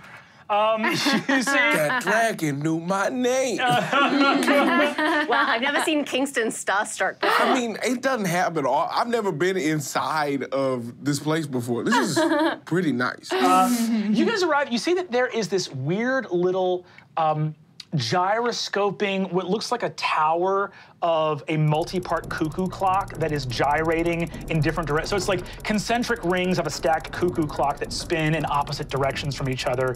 This one has been like very festively decorated for the holidays. And you see that Bilberry leads you through, there's a bunch of other gnomes here. You're all regular sized at this point. You guys are kind of crouched to fit through some of the rooms and hallways. He brings you to this kind of central, almost like chapel, to clocks and clockwork things. And he says, High Priestess Hib-Hob, are you around here somewhere? You see that this old-looking woman appears. She is a clock gnome. See that she's got a couple like warts that have some whiskers on them, but this very round, cute face. She's got not only got the goggles on her head, but she's got glasses on at the same time that have those like little swiveling monocle lenses on them. She turns around, she's got like a big kind of like peasant's gown and smock on, big leather work gloves. She turns around and goes, oh, well, hello there. Welcome, one and all. I am the High Priestess Hib-Hob. Thanks for coming by. Bilberry, what's the occasion? Oh my goodness, Misty Moore! Hello. Oh, hello, happy holidays. Oh, huge fan. When are you gonna release a Christmas album? That's what I want to know. You know what? I've been talking about it. I've been thinking about it. You see that Bilberry says, well, these fine folks are here to talk about the trouble that happened. Well, very well. We had a little bit of a snafu. I had a little bit of a fainting spell here in the chapel the other day, and one of my most prized holy books is gone. You had a fainting spell. Yeah, never happens usually, but... Are you recently vegetarian? No, I eat Are you drinking enough water? mechanical parts like most clock gnomes. Are you drinking enough water? Or oil. Are you drinking enough oil? I've heard 8 thimblefuls a day, but that can't be true. That's way too much oil. What? No, there's no such thing as too much oil if you are a clock gnome, all right? Okay. Wait, someone took something? Yes. Spell book. Well, one of our ancient religious books, the Big Book of Bits and Bobbins, it's missing. Sounds normal. So it's What was in I that? think I read that in college. You see, she says, I would very much doubt it. Well, the Big Book of Bits and Bobbins. What was that? Say it again. The Big Book. Sorry, the Big. What was it? The Big Book of Bit. The big book of bits of They're bobbins? proud people, all right? Some of us can't be humans. God damn it. Respect the gnomes. You see, she says, so the Big Book of Bits and Bobbins went missing very recently. What if we just call it the 4 Bs? Yeah. Would that be easier Sure, for you? well, no, we should respect it. It's a religious relic. Okay, all so right. the Big Book of Bits and Bobbins went missing. And what is in the book? So, Well, most of our religious books, it's a bunch of schematics and diagrams for building religious relics. oh, what kind of religious relics? Oh, the Big Book of Bits and Bobbins has some of the most important religious relics that we have. Very many important timepieces, watches, clocks, pendulums. What about keys? Could you possibly like fake a key to the city or something like Sure. that? Well, there's plenty of locks and keys and all sorts of things like that. And, Locks. Can I do a history check or an arcana check or something? Yeah, give me an Arcana check if you want. Here, I'll do one too. Door doesn't have a lock. 17? 14. And needs one. Yeah. Right, but it doesn't have a lock right now. Yeah. That's what they're trying to do. Right. They're trying to build a lock. Build a lock. Maybe. You see that the High Priestess goes, well, yes, there's a lot that you could do there. Probably, sorry, did anyone beat a 20 on an Arcana or no? Oh, Try. I'll just try. Why not? I got a nat 20. Yes. Nat 20. Kingston, you've never been here before, but way back in the day when you first got the Eternal Token from the Dragon of Bleecker Street, and you're probably thinking about it because you just met a dragon again, and they're pretty rare in the city. The Dragon of Bleecker Street had a massive hoard of treasure, and one of its, back when it was still around, one of its most prized possession was this glittering, sparkling gem, a perfect cut gem from the Clock Gnomes. It was called a Time Stone. And the dragon knew that it was an object of incredible power. Well, yeah, most of our most important relics are in there. Some relics that I dare not even mention out loud, but... What about the Time Stone? How do you know about time stones? I had a very special relationship with the Dragon of Bleecker Street. Oh, you see, she takes her little gnome hat off. That's very that's kind. so What happened to the Dragon of Bleecker Street? The Dragon of Bleecker Street protected us time and time again from the Chuds and troglodytes and all manner of things that tried to destroy our people and our little village here. We made that time stone for the dragon. It's one of only, I think, that's the last one we made, and the others are all either gone or safe or here with us, protected. What do they do? Time stone doesn't really do too much by itself. It is if you were to get that book back, it goes into more detail. There's a lot of things to know about time stones, more than I can say right here. But suffice it to say that they are objects that draw on the power of time and specifically gain power. They are aligned with certain times. And like solstice. like a solstice, Like or midnight, tonight. the witching hour, or something like that. And this happened to you last night Yes. during the solstice. Can I do a medicine check on the gnome to see if there's anything, like, to see if something happened. if it was like, if I think something was put on them versus the actual state give of me a being? medicine check. It's gonna be a 25. So Casey, you walk over, you see that she looks up. Miss, do you mind real quick? I'm a nurse, and so I just want to take a look at you, see why you maybe fainted last night. Oh, certainly. Probably dumb of me not to have gotten it checked out. I know you can't sleep with a concussion, but yeah, if you want to take a look. Yeah. You check this here. High Priestess Hib-Hob was the victim of a very powerful sleep spell that basically put her out. And you think it seems like it was probably pixie magic. That's fucking pixies. All right. Great. Am I okay? Is there a bump back there or You're gonna be anything? just fine. Just make sure. I know it sounds hard. 8 thimbles of oil is possible. You see Bilberry nods sagely as you say that and pours a little thimbleful of oil. There and she you goes, go. all right. I had one. I guess I've only had coffee today. Well, Maybe but remember, See? There you don't go. vegetables have oil in them too, though? So, like, can't you get some of Very your oil specific from magical vegetables? vegetables do have oil in them. Also, avocados. Avocados are great for clock gnomes. Have you had any weird, have you had any other visitors here recently? Yeah, it was that a aren't pretty just big gnomes? schlep to get in here. Yeah. So Have you had anybody else come through? You see, she says, Oh. Were there any pigeons in here? oh, there's always some pigeons in Grand Central, but no, here I'd have a hard time thinking so. Nobody would be able to get in here unless they were able to get through the storm somehow. But there have been pigeons in here, though. Sure, some pigeons have gone through the storm. The storm might not be that hard to get through. Is the storm magically protective or just physically protective? Just physically. Okay, so you could teleport through it, perhaps. Oh, dang! Yeah, you could.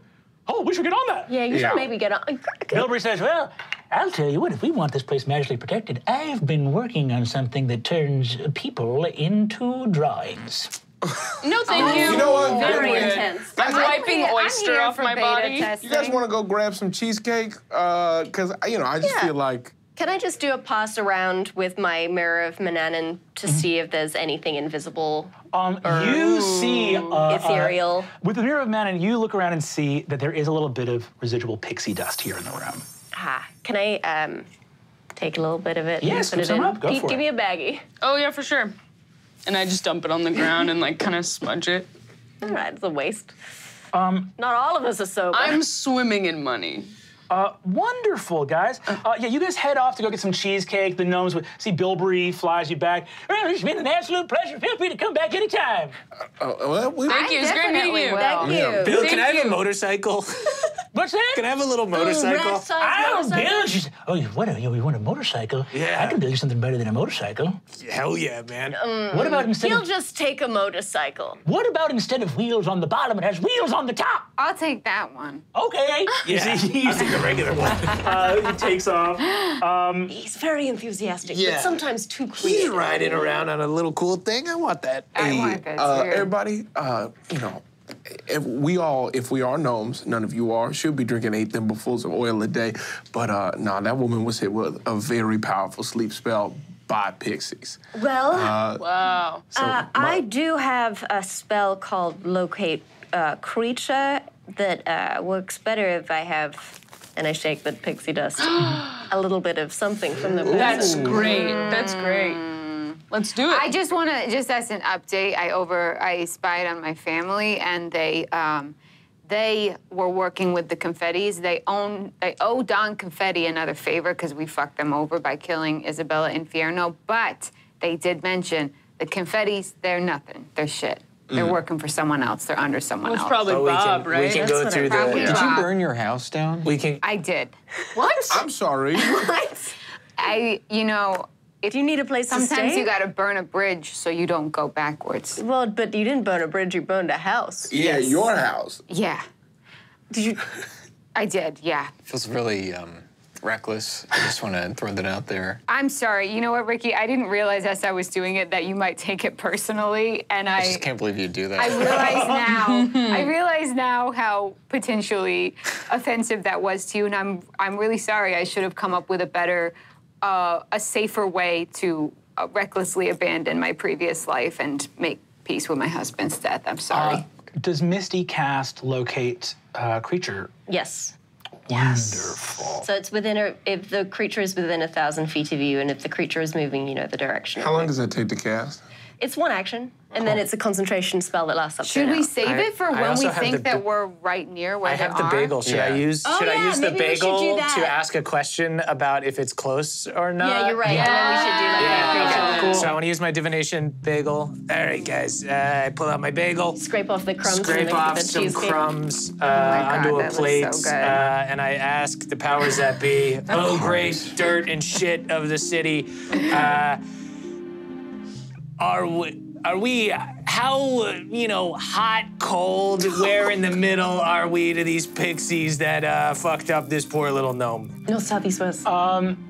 You see that the answer comes back to you. You divine in the different sesame seeds and poppy seeds and little bits of onion on the plate that the pixies have long since vacated and are nowhere in the premises. But you see that the plate also tells you to hold on to the pixie dust. Okay. Hey. Cool. The bagel is know- spoken. Do we know where these pixies normally congregate? Oh yeah, where was the hole again? You could They were in call Central the Park. pigeons. Yeah, get Perry on the job. That's great. I'm too worried that the pigeons are working now with the pixies. I think the but pigeons we've are so got- dumb, we can always use Not to them. mention Perry loves. Yeah. I mean, let's be honest. We all see it. Perry's We got all a thing see it. for Perry's you. head over and- heels. No, he's just a pigeon. I've never had someone that in love with me in my I life. honestly, no. I Dale have didn't a look few at me times, that but way. not for a couple hundred years. Wonderful. So you guys have some loose plans here, but I just want to also, just because of time, want to move us along. You guys, do you want to reach out to pigeons or investigate pixies or anything like that? Do we want to go to the pixie place, or do we? Yeah, I'll. Should I waste it's a 3rd level spell, conjure animals. Can you call her? Did you text her? Can you text Yeah, Perry? can you just Can I text Perry? can I You just can contact contact Perry? Perry. I'd Yeah. like to contact Perry. Yeah, Perry contacts you and says, I've been waiting for this message. Hey, Perry, you've been, I know Ronald Pigeon married into the Pixie family. You Pigeons been working with Pixies at all? Well, we've been around their space. If you want us to keep an eye on them, we'd be happy to do. I'd be happy to do that for you. That'd be great, Perry. I would really appreciate All right. it. Oh my I'll God, be on you're them like white on manipulative. rice. I'll be a shadow, unseen, in the distance, always watching. Yep. They'll never know my movements, but I will know all of theirs. My guy on the Courage. inside. By my life or death, I'm gonna fuck you one day. One day. Perry, you know what? Let's not mix business and pleasure. I know we have strong feelings for each other, but we have to work together through this deep sexual tension. I'll let you know as soon as, it might be a couple days, but I'll let you know as soon as I find something All out. right, good. Congrats, not this is mixed. immoral. I'm gonna tell you that right now. It's very immoral. Unless you have feelings for Perry You know that what? you've been He dodgy should respect about. the fact that I just want to be friends. This is on Perry. You Yeah, just I mean, told honestly, him that you sometimes- don't want to. So that's stuff to do. I get it. I'm on your side. Thank you. This is what Thank makes you, me Miss go. Sue. I guess I burned my own house down. So guys, the next couple days pass by as Christmas fast approaches. Ding, dingy, dong, Ding dingy dong, ding dingy dong, ding dingy dong. Let's talk about Christmas comes around. Let's see where we're gonna start. A beautiful Christmas at Kingston's place uptown in Harlem. Pete, you eat like a fucking king. What do you guys do at your beautiful Christmas? Oh, you see that cousins and uncles and aunts and other families from the building and the block come by. You guys stack tables up so it moves like there's tables in the kitchen and this like long multi-room table gets built. Just joy and wonder. The kids wake up that morning. I got a haircut and I'm wearing like a really nice chain and like the cleanest jersey I own. Incredible. You see that all of Kingston's various nieces and nephews are like very into the chain, very into the tattoos, very into your weird haircut, either to celebrate and ask questions or to actively mock and make fun Yeah, of. that's probably most of it. Yeah. I'm in suit pants also, like pinstripe suit pants, and the jersey's tucked in. I don't know what I'm doing, man. Now, Look, hey, Pete, honestly, it's Christmas. You Yeah. can be whatever you want. it's really, it takes a lot off my mind, man. Of course, man. I mean, I'm gonna wear a white T-shirt, some khaki pants, Oh, great! and a blazer. A blazer, that's what I need. I look for a Blazer blazer. over a jersey. Can I give Pete a Christmas present? Absolutely. Here you go, Pete. Oh my God. It's a bag of cherry tomato seeds.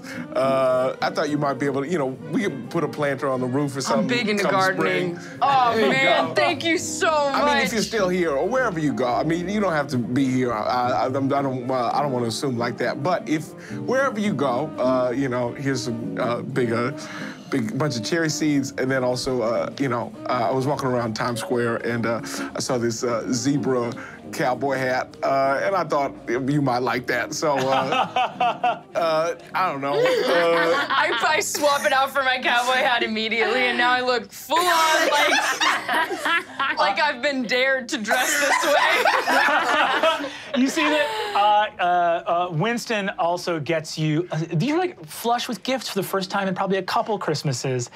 And you see that Winston gets you a set of dominoes and looks, there you go, kid. I'm gonna kick your ass. Oh no, you're not. I'm gonna kick your no, ass, my you're not. friend. This is so nice. And you see that Victoria has been very worried about you and gets you this giant puffy sweater. Oh, this thank big you. Christmas sweater for you to stay warm. Kingston, you actually get Over a the gift blazer. too. Really? Yes, you do. You get a one of those nice, really like gourmet, not overly sugary, like very tasteful chocolate bars. That's like one of those expensive chocolate bars, and you get a Metro card that is purple and covered in stars, much like the Train to Nod was. Oh, okay. Very, very nice. Can we also say I had the foresight just because during this I want to have sent everyone edible arrangements. Just because Yes. it will arrive. I'm eating the Yeah. driest strawberry I've ever had in my life. Pineapple is so you. wet and the melon Family's is names, so John dry. Dexter? Yes. Yeah, I take the David- edible arrangement. David, but I what's his just name? take- David and I put it Diane. like David in and the Diane and his bathroom. kids. Do you have his kids' name? Matt and Delia. Matt and Delia? Cool. Yes. I'm sure people will eat this. Cugrash, you have Wally goes out with you to. You have a Christmas Eve with him. You guys are talking all day, and the next day you head out. I also would like to say I want to have like summoned animals the night before, and I want to give Wally a Christmas present. I want to give him a dog. I want to have like domesticated a stray dog with my druidic powers. He's Give him a dog. so happy. He goes, "Oh, it's a little buddy for me. Right? Hey there, Yeah. I love him. He's great. I'm gonna name him Dad after you." That's a great name, Wally. Oh, Wally. Yeah. You see that you go out to Forest Hills that day. It's a very stressful time. There's 2 dogs in the back. Wally shows up at the door, and he goes up to the door and he winks at you. David enters and goes, "Hey, Wally, Merry Christmas," gives him a hug, and he goes, "I got 2 dogs. One is Dad." And you see that he looks down, and you see he looks down and goes, "Oh, this one's named Dad. Very cute, Wally."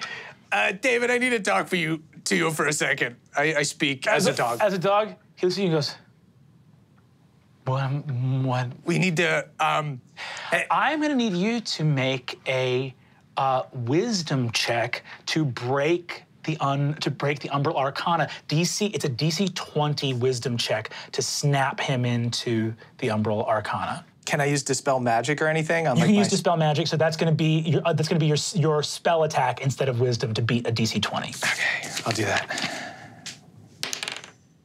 Fuck. 14. 14. So you see, he goes, you go, "David, I want to talk to you." And you see, he goes, "Hey, it's a good boy, huh?" And scratches behind your ear. He's a good boy. Come on in. He's a feisty little guy. Well, Wally, at least you don't need to lie. We're fucked. He scoops you up, and you're in David's arms in a hug that you haven't I been. lick my son's face. You see, he goes, he says, "I like this guy. What's this guy's name?" And you see, he goes, "His name is Cugrash." And you see, he goes, "Cugrash, right."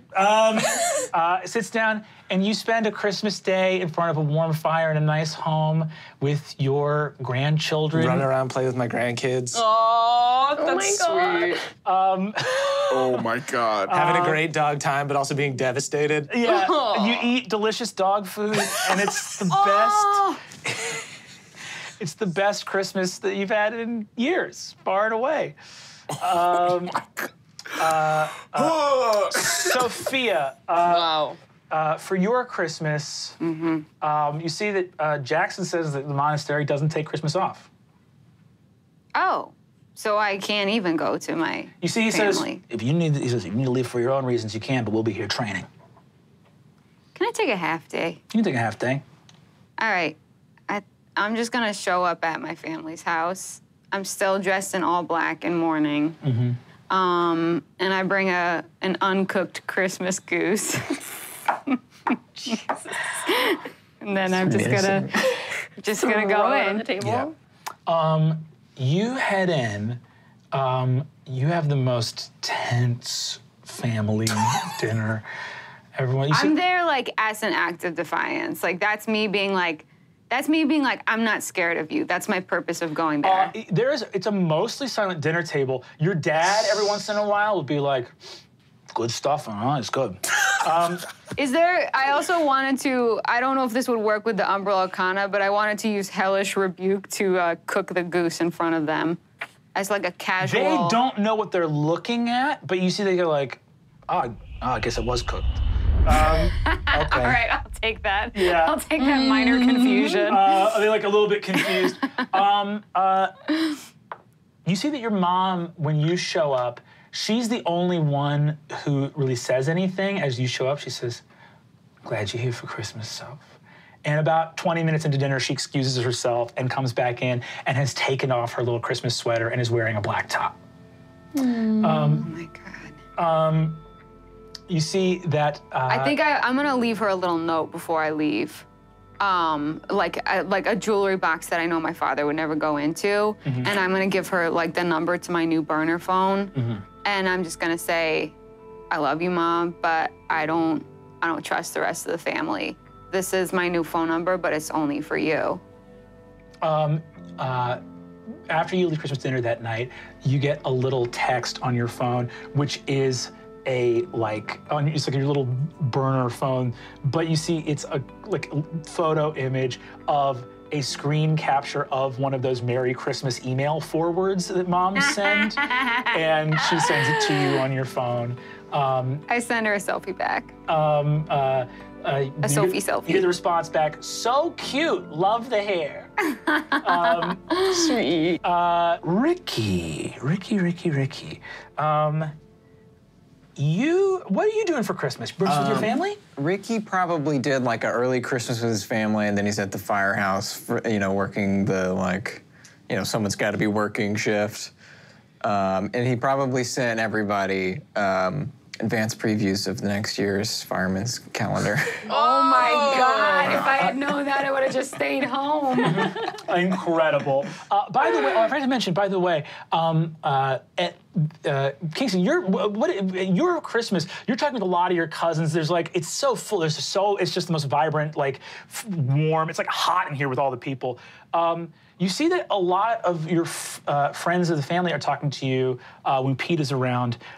And are mentioning all the different fields and jobs they work in, and some of them are working in places that are hiring right now. I think I'm constantly being talking about Pete and how talented he is and how outgoing he is and his go-getter nature, and the fact that he's in between things right now, and that it would be, I don't know, somebody might be very lucky. You look over and I'm in a really puffy sweater and a zebra cowboy hat. Yeah, he just has a ton of personality. I'm telling you right now. I mean, this kid, he walks into a room. Well, the bookstore, we just need reliability. Let me tell you something right now. Your books, what are your sales at the bookstore? I mean, I don't Double know. that. Double that. Wait, what team is your jersey for? The Pistons. It's like an old Pistons jersey. Cool. At the firehouse, you see that you guys the Johns are all there. You see that they're making firehouse dinner. You guys are all having your firefighter Secret Santa. You see that probably the third year in a row, one of the Johns has gotten you the 4 agreements, the self-help book, and he's like, bro, I'm gonna be honest with you right now. These changed my life. That's so fucking funny. Dude, your word is impeccable, right? You live by your word. Awesome. And you don't take anything personally, because anything that someone does that you feel offends you, that's just someone living their truths, living their life, right? This is a really good gift. Thank you. Hey, dude, I'm always here if you need to talk about your feelings. And John is always here if you need to talk about your feelings. And John is always here if you need someone to talk about your feelings. I appreciate that. Yeah, I'm good right now. I pretty much have said everything I felt every time we talked to you. You see that one of them puts back a Miller High Life and goes, "Fuck it, dude. You guys want to go caroling sometime?" I'd love to. You see all 3 of them start going "Deck the halls with boughs of holly, fa la la la la la." You're all just holding each other. At that exact moment, you guys are kind of in near where the fire truck is. As you're holding each other and singing, you see that Esther rounds the corner. Oh, hey, Fuck, we're you see all just. the Johns. Fuck. It's all right. It's okay. Bail. Hey, don't bail. Hey, Esther, we're just singing. Hey, are you Esther? Hey, my name's John. This is my boy John. This is my boy John. And you see that they all go over Esther, and they're like, "Hey, we're all gonna head up because we are making some eggnog. If you guys want in, holler. If not, that's chill. Later." And you see. Thank you. See that Esther has some gift-wrapped presents next to her, and she looks at you and says, "Hey, Ricky," and she has a little Santa Claus hat on. You see, she says, "Hey, Ricky, I know I should have texted. I was just sort of in the area because I'm sort of on the way to. I'm sorry. Christmas is a hard time of year for me, and I was wondering if I could impose on you. I know you're obviously working right now. Forget it. I'm sorry. No. What's up? What's up? What's up, Esther? Give me a perception check. I got a 18. You see that she has 2 gifts under her arm, and one says for mom, and one says for grandma. Oh. Do you, I mean, we got everybody here. I could peel off if you need some help with something. Yeah, I was just wondering, I know that you, part of you being sort of the champion that you are, it feels good to be around you, magically speaking, when you have to do, when there are certain arcane forces present. So I was wondering if you could keep me company on a little errand that I have to run. Yeah. Thanks. Awesome. You head off with her. Do you bring Ox with you or no? Yes. Cool. You guys go along. She walks with you. She's pretty silent for most of the trip. So you're giving some gifts to your grandmother and mom? Yeah. So it's, Yeah. it's good to give gifts, right? It's Obviously. It's important to let people know that I give her a calendar. she looks at it and goes, oh, wonderful. Hey. Just for dates and stuff.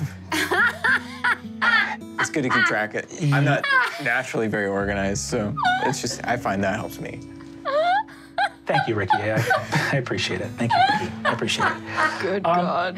You guys go to the Lower East. You guys go to the Lower East Side, and as you get to the Lower East Side, you head over to Tompkins Square Park. This is like a wild place, and you feel a lot of like weird magic down here, forces of chaos kind of moving around. You head over to Tompkins Square Park at the border of Alphabet City. And as you walk into the park, you see there's like a little layer of frost, and the trees are bare of leaves. And as you step further in, a small glade appears, sort of grotto in the midst of the park. And as you walk up, you see there are 2 women standing in the park, clothed in winter robes. One of them is hunched over, leaning on a wooden staff with these white and faded, like lavender, icy blue, silvery robes. And you see that the other is standing very tall, taller than you and Esther.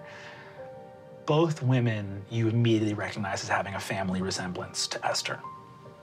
And you see that the tall woman does not hold a staff, but instead holds a sort of scepter. This beautiful wrought thing. Her eyes and the eyes of the old woman are completely sort of milky white, as though their sight has left their body. You see Esther walks up and puts the gifts down in front of them. The woman who's sort of standing erect, who looks to be sort of not as old as the woman who's hunched over, but sort of, 50s or 60s, something like that, goes, you have come again, daughter of sorrow. Your time to join us will come soon. And you see that there is this little like sewing wheel next to them, it's like old school sewing wheel with a little needle pointing out. And you see that she goes, the time will come where you appear before us. When blood is drawn by the needle, we are complete. The time will come soon for you to join us. You see, Esther says, hey, Mom, hey, Grandma. It's Christmas time, and I'm not expecting a reaction or a thank you or anything, but I want you to know that I defy you, I defy the prophecy, I defy this. I've learned as much magic as I can to make this never happen, and Merry Christmas. I love you both very much. And you see she leaves the gifts in front of them, and she walks over, and you see that the 2 figures don't look menacing at all, and actually bend over as she goes to kiss them each on the cheek.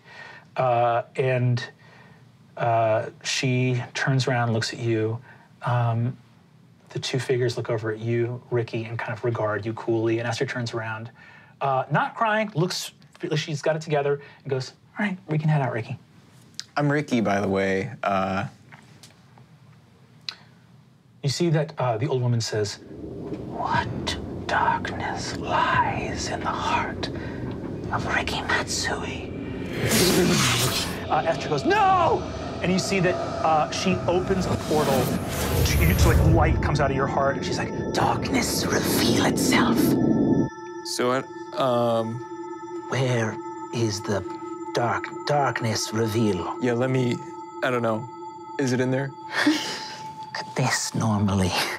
Darkness reveal itself. I get to take a couple steps closer, like, Don't help me do this.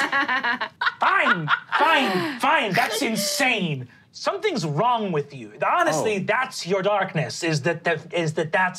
That situation is insane. yeah, okay, do you want a calendar? You see that both of them sort of say, "Be gone from this place," speaking in unison, and Esther says, "Come on, Ricky, let's go." She laughs a little bit and grabs your arm as she walks out. She's like, "I'm very glad that happened. That's very funny." Fully forgot my jacket. So cool. You see that she goes, "Thanks for that. I appreciate it." Do you care to know about what any of that was about, or do you? I could go either way. Do you want me to know? Because I don't have to know. But I want to know if you want me to know. You see, she says, "Honestly, maybe some other time. Okay. Thanks for helping me out." No problem. And she walks away with you. Misty, you have your lovely Christmas, probably holiday party people over gathered. Yeah, I mean, theater people, so many people are from out of town, and the show must go on, you don't really get a holiday off. And then I also have one of those trees that's so tall and so exquisitely decorated and has that those thick ribbons around it. Yes. Like a full-on, mall Christmas tree. Right, or Yeah. the presidential Christmas tree The type city's thing. Christmas Just how, tree. is it somebody's job that they make these Christmas trees? Yeah, your holiday parties are the talk of the town. People love these fucking holiday parties, and everyone's having a ball. People are talking, laughing. Alyssa's running around trying to get everything right. You see that Benjamin's talking to Perry. Perry's very excited because the musical's about to open. You see everyone is fucking here. Art Luminaire, Stephen Sondheim is here. Oh, darling. You see Stephen goes, "Misty, I understand that you're going to really wow us with this performance. I'm very, very excited for what we're about to darling. Well, I'm just so excited for you to see it because I really think it's some great work, and I really feel like I'm aging into this new thing, which is so fun. You know what I mean? Everybody else seems so stressed out about getting older, but I love it. It's just a new aspect of me. see." Oh, I couldn't agree more. Age before beauty, as they say. Oh, absolutely. Alyssa comes up and says, "Miss Moore, I'm so sorry to interrupt. There's Every time, Alyssa. I hate myself. I fully hate myself. No. Too much? All the talking you're doing is wasting more of my time. Help. There's some people at the door. They're not on the list, but they said that you would know them, and they were here for the party. Sure, darling, I'll be right back. Don't worry. And I go to the door. You see Robert Moses and his 4 pals at the door. Oh, Robert, so nice to see you. Merry Christmas. Merry Christmas, Ms. Moore. I would come in myself, but my friends actually need to be invited in. Why don't we go up to the roof and have a little chat there? Oh, well, after you, Miss Moore. And he walks up. You go to the roof. You see the other vampires give you a little bit of distance. You see that he lights up a little cigarette and says, "Smoke?" No, I would never. My voice. That's right.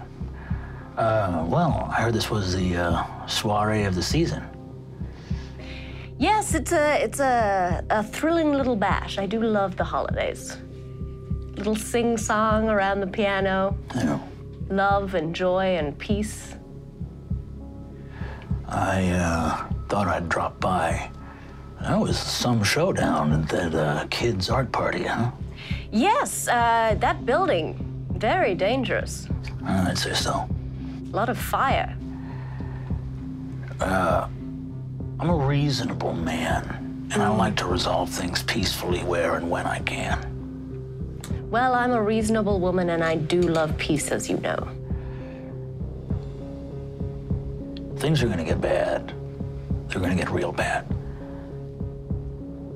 I understand what this show is all about that you're doing, and I want to offer to help broker something between you and the Fey Court, get you out of New York while it's still safe. No punishment, no debt, no nothing. I can make it very easy for you. You know, Robert, I love a comedy and I love a farce. I'd like to remind you of who it is that started this. And it's not me and it's not my friends. But I can assure you, Robert Moses, that we will be the ones to end it if you do not. Do you understand me?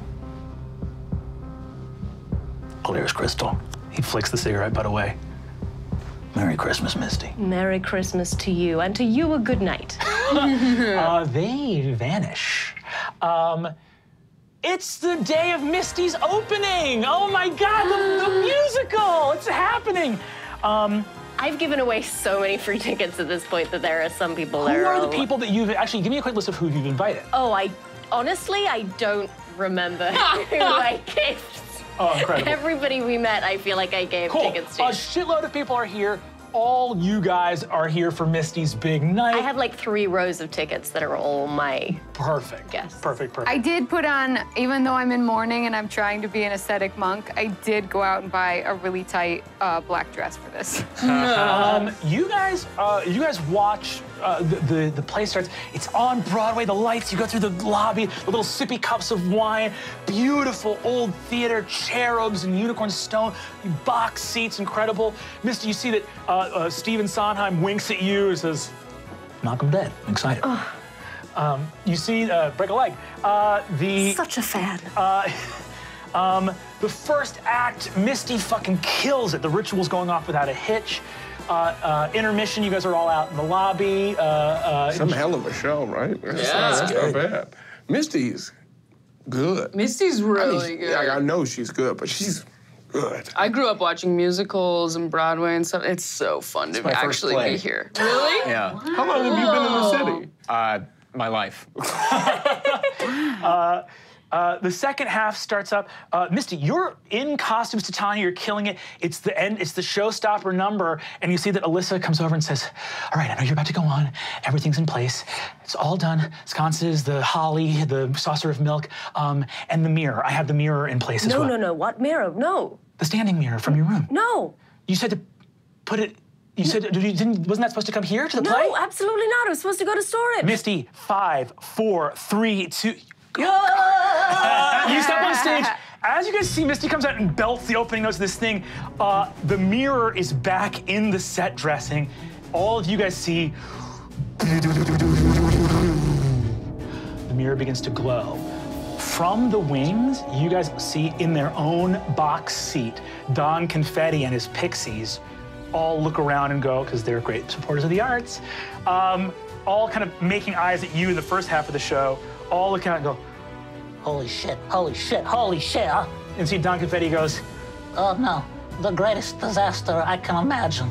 This is horrible. the mirror glows. The Lady Titania and a host of Seelie warriors steps through the mirror. I'm gonna need all of you to roll initiative.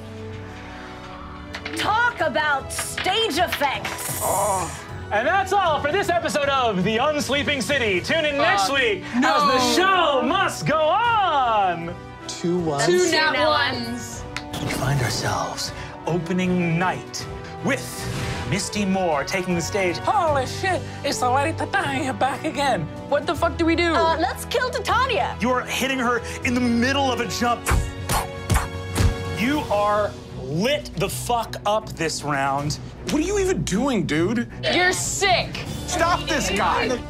If this ritual doesn't go off without a hitch, it's the end of your reincarnation.